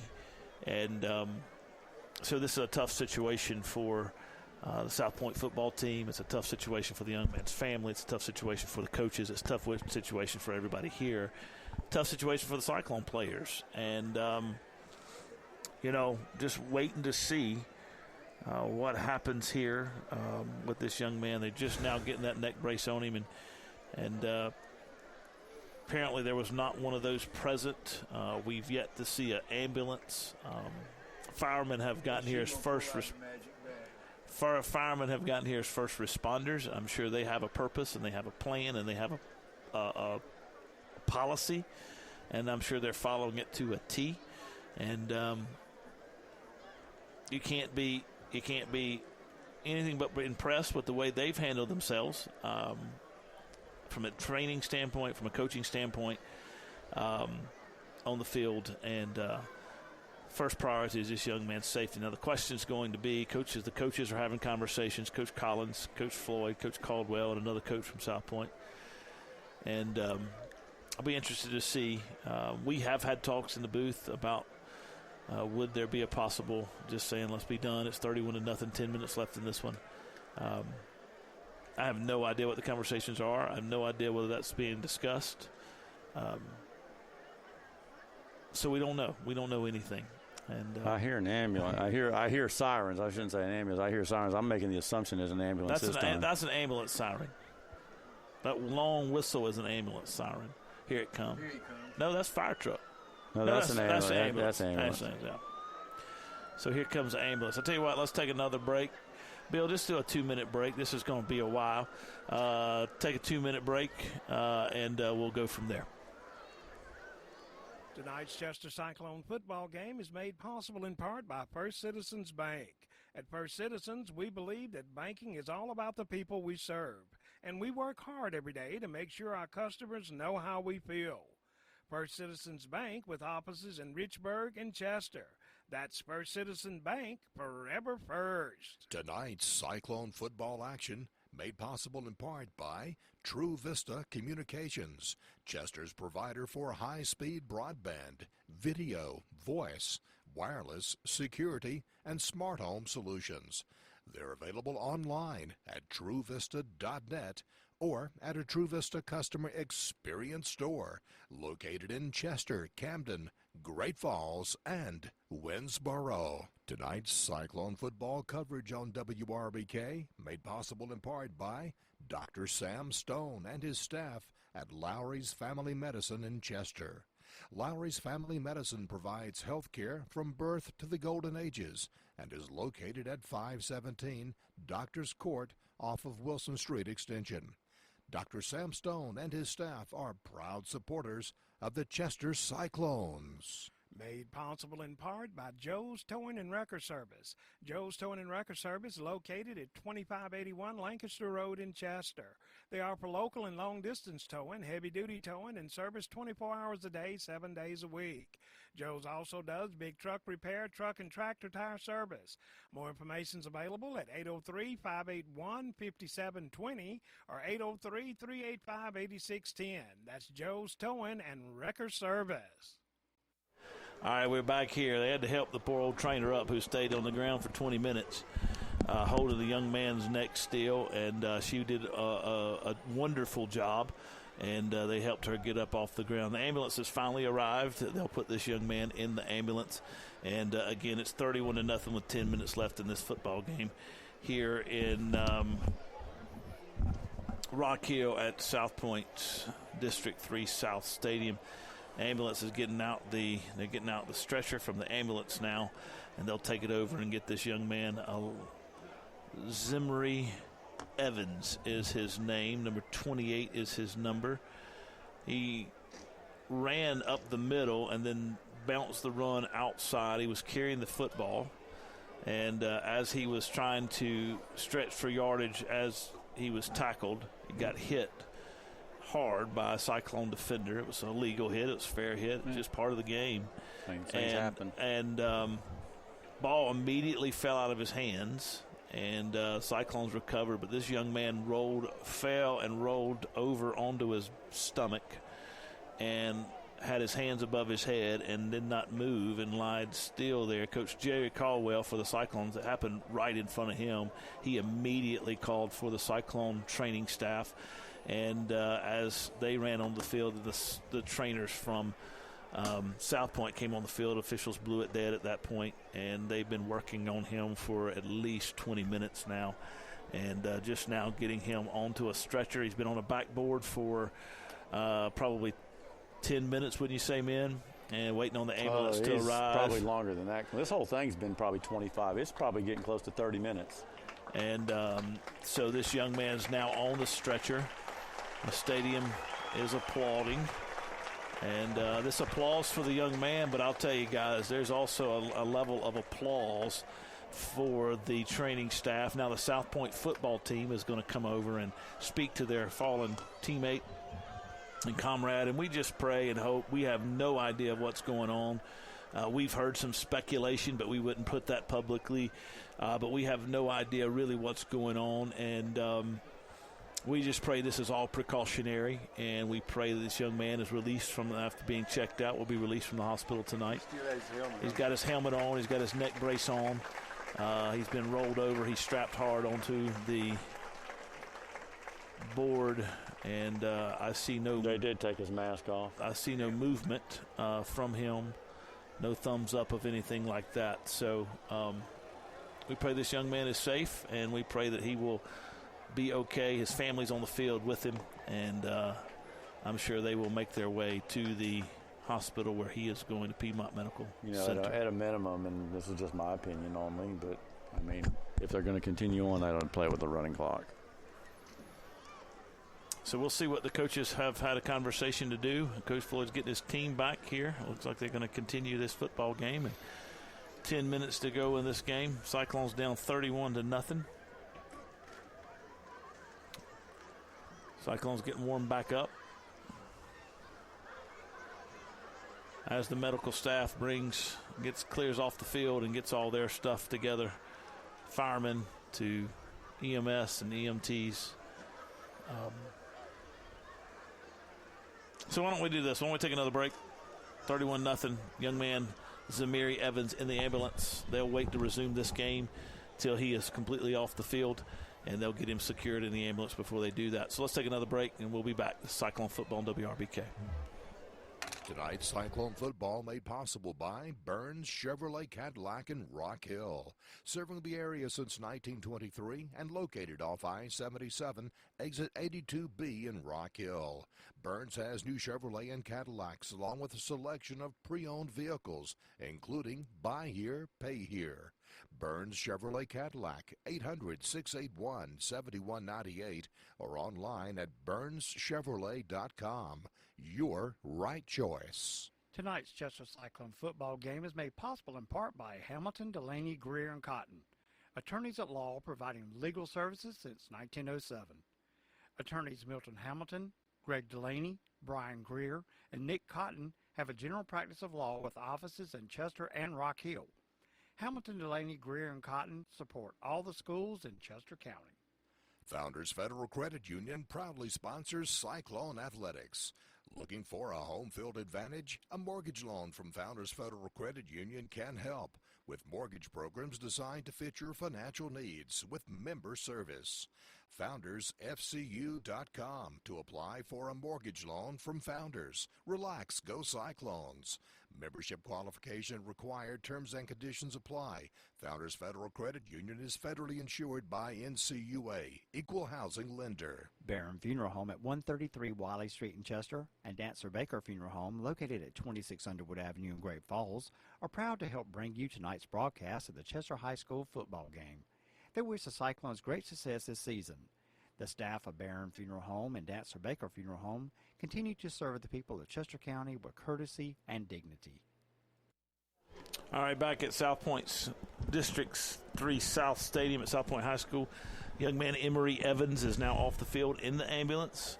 He went down with 10 minutes to go in this ball game, fumbled the football. Cyclones recovered it. Has been close to a 30-minute delay in this football game as the training staff has worked with him, and EMTs and first responders arrived. Coach Floyd has warmed his team up. Offense will take the field when we start this game back, and the defense for South Pointe will take the field as well. EMTs standing on the track on this near side along with the ambulance. Official blows the whistle to bring the teams back to the field. So they're going to play the game while the ambulance is on the track? 10 minutes left in this one. 31-0.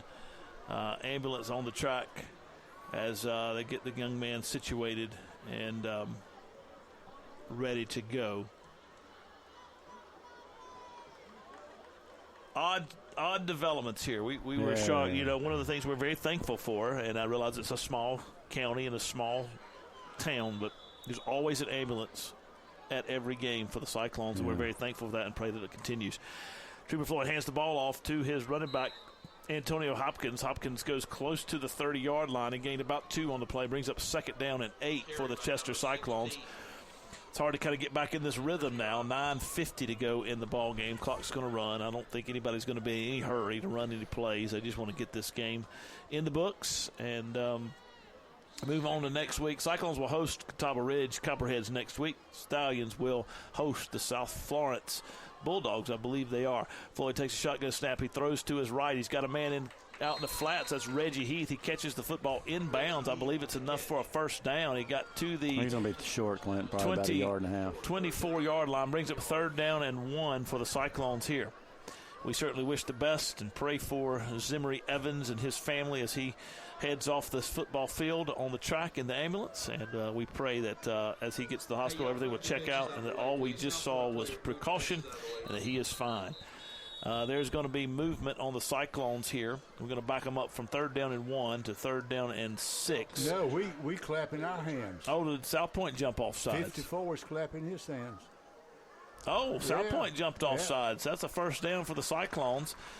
Tonight, ball's inside the 20-yard line of the Stallions. Cyclones moving left to right. Let's see if the Cyclones can put some points on the board. The Stallions have now brought in all of their reserve on defensive players, and I think Bobby Collins was wise to do that.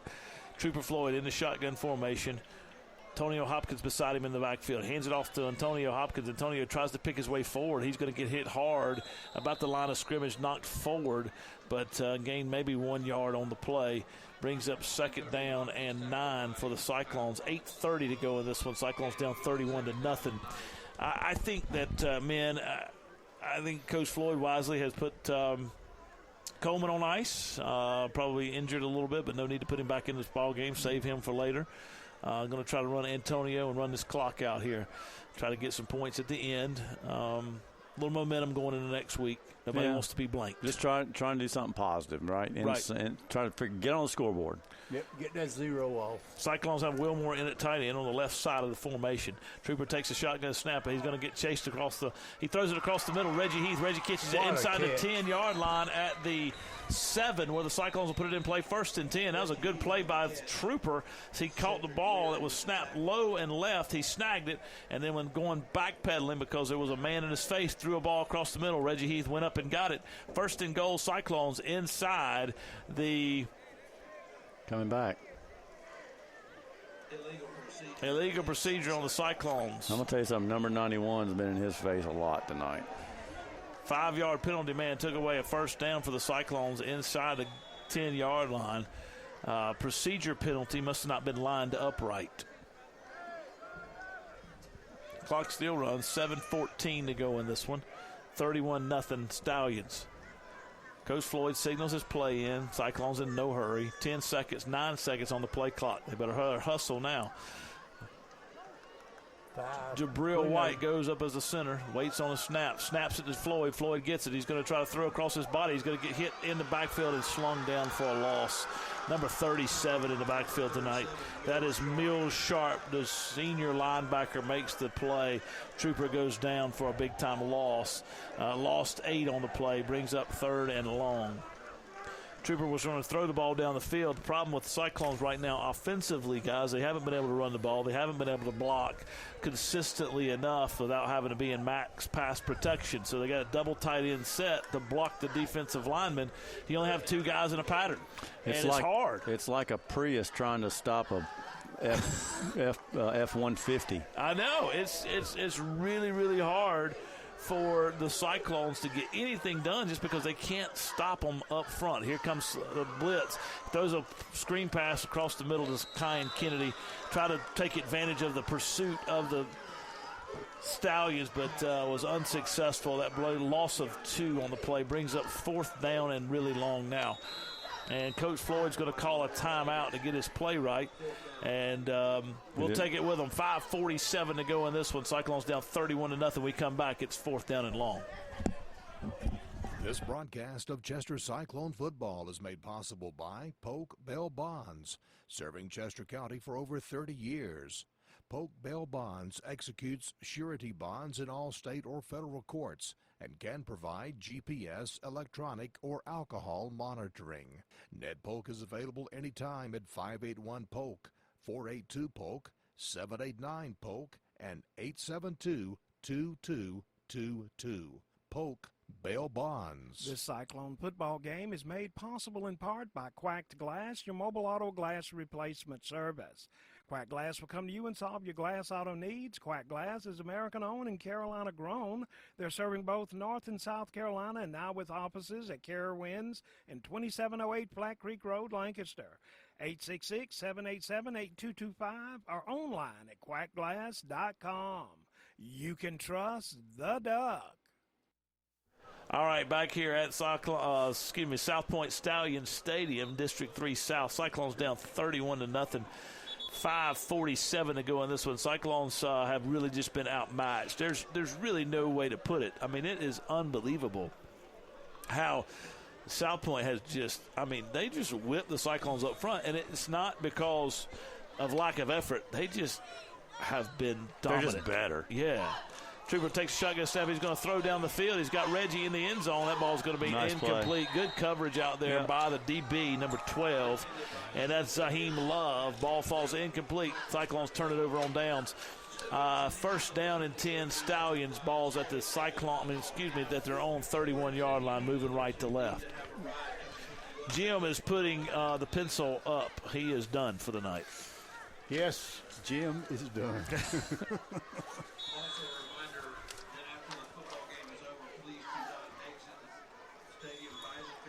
Tamari Colwell on the field for the Cyclones, getting stretched out. Here comes the reserve unit offense for the Stallions. Quarterback is number 16, Ross Switzer. Switzer has running back to his right side in the backfield. 10th grade. Receivers to either side. Takes a shotgun step, hands it to his running back. He picks his way forward. Cyclones give chase, but not before he gets to the 40-yard line. They take him down. A gain of 8 on the play brings up 2nd down and 2 for the Stallions. If this is the second or third team, look how big they are across the front. Well, Jim, you said it going into the game how big they were. Have you seen their weight room? No. You ought to. It was pretty impressive. Switzer gets this play from his coaching staff. Running back to his right, waiting on the snap. The movement up front. Let me tell you, the umpire just waved the flag in the air. He's like, I ain't even going to throw it. It's late. I'm ready to go home. I don't want to bend over and pick it up. I know. I got to pick the football up. So he held the flag and dropped the flag by the football. So when he picked up the football, he just picked up his flag. Did you ever do that, Jimbo? No, sir. No, huh? No. You were too good for that, weren't you? Too professional. My flag's 5 yards in the air. I heard that, Jimbo. Throw it up, baby. Jimbo had a cannon. Yeah. And some arm strength. 4:30 to go in this one. Sits right in the shotgun. Takes the snap, hands it off to his running back up the middle. He picks it. He stutter steps through, gets a good block on the outside by number 34, who Nashi Ross, the junior wide receiver, gave him a good block. Running back was 29, Quay Pickett, 11th grader. And he stepped in the hole and then scooted left after a little stutter step. Brings up 3rd down and 4 for the Stallions. 4 minutes to go, clock rolling.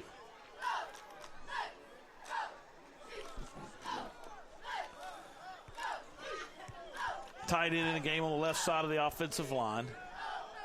Double tight end set. Switzer takes the snap, hands it off to his running back over the right side. Cyclones give chase. They take him down for a loss of yardage and stop out there by number 13 for the Cyclones, Tamari Caldwell. Gosh, I can't get these names right. Tamari Caldwell. I always want to call Elijah Caldwell and Tamari Coleman, but I get them mixed up.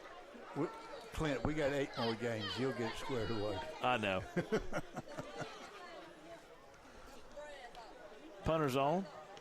Got a punt this time. It's high. Oh, my. Hits at the 25-yard line and then takes about a 5-yard roll. Cyclones and Stallions having a little bit of a wrestling match out there. Nathan Moss and number 18 for the Stallions, Jackson Switzer. Now, I'm going to say this about Jackson Switzer, the long snapper. When I was calling that play, I said, oh, my, and it wasn't because of where the punt hit at the 20-yard line and rolled inside the 20. Jackson was locked up on my man Nathan and, like, pulling him down. And I was waiting on him to throw the flag, but the linesman threw a flag, but it wasn't on Jackson. It's a legal procedure. But the Cyclones had a little bit of a fight going, a little bit of a wrestle match going out there, Jimbo. Yeah, buddy, they were tied up. I'm gonna tell you right now, though, given the way this game has gone up front, I don't think the Cyclones need to start anything on the field. No. We don't need bench clearing because that ain't gonna be good for the Cyclones. No, it's not. 3 minutes left in this one. Cyclones down 31-0 here at South Pointe. Ball's going to be spotted at the 20. You don't bring a hammer to a gunfight. 3-yard line. Moving left to right. Trooper Floyd in the shotgun formation, takes the snap, hands it off to his running back. That's Antonio Hopkins. Antonio gets about 2 yards on the play, maybe a yard. Brings up 2nd down and 9 for the Cyclones. Things Clock's go running. well. This will be the last possession of the game. I bet we probably we had 34 yards before the fake punt, but I would bet since that time we probably hadn't had 34 yards. No, I would say we're close. We're around 60 yards for the game. Yeah, maybe 70. Floyd takes a shotgun snap, fakes the handoff. He's going to throw downfield. He's got a man open. That's Wilmore. Wilmore catches the football. Tight end, freshman tight end, caught the ball at the 40-yard line. That's the Cyclone 1st down. Moving the ball left and right against the defense of the Stallions. 2:24 left once they blow the whistle and put the ball back in play. It'll be 2:24, 2:20 left. Moving also, left to right. Gentlemen, I don't have a problem saying before you go to bed tonight, say an extra couple sentences in your nighttime prayers. Floyd takes a shotgun snap, hands it off to Antonio Hopkins. Antonio pushes his way forward, tackled by number 35 for the Stallions. That is, I don't have a number for him. I don't have a name. Tackled by number 35. Bud didn't either. Hey, listen, let me tell y'all something. I want some chicken wings. I've been talking about wing bones all night. I want some chicken wings. we're good. You go tomorrow. Yeah, you go ahead and get your I ain't going tomorrow because I ain't driving all the way up here tomorrow. Do that enough during the week. Do we come back up this way anymore this year? No. Floyd takes a shotgun snap, rolls left, and bull rush, and Floyd's going to be tackled in the backfield for a loss. Number 35. I don't know how they didn't call holding on Antonio because he wrestled that dude. He sure did. Number 35 is proud of himself. This is what I love about this. You get to the end of the game, you get these guys in, don't get a lot of playing time, but they get fired up. He didn't even have his name in the lineup. He's fired up, though, ain't he? Yes, sir. 1 minute left in this one, 31-0. Let me tell you what. You talking about chicken and all that kind of stuff. Let me tell you what Wing Bones is not. What? Sheely's. We're going Sheely's 2 weeks. I'm not, but I'll be in Tampa, Florida. But you know, 8-3 and I going to eat at Sheely's. I know. You got that right. Floyd takes a shotgun snap, looking downfield. Stallions drop back and covers. 35's giving chase. Now Floyd takes off running. 40, 45-yard line. 50-yard line is going to get run out of bounds. Got a first down. There's a 5. Antonio stopped that. There's a holding penalty. There's a holding penalty on the defensive secondary. But Cyclones will decline that. Floyd picks up the first down with his legs. He got inside the 40 to the 47-yard line where the Cyclones will put it in play 1st and 10. You know, the officials are going to say, man, I'm glad this is over. You used to hate lopsided games.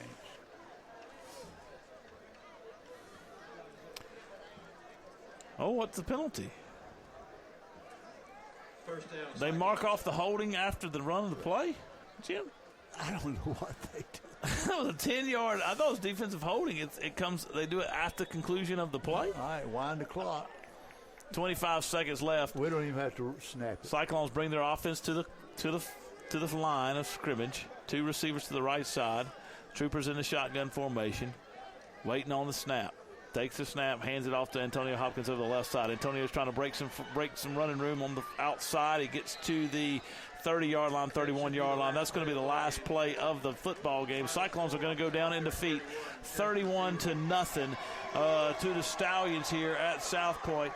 I'll tell you one thing. I'll say this. We'll wrap this thing up in a minute, but I'll say this as I bring this podcast to a close.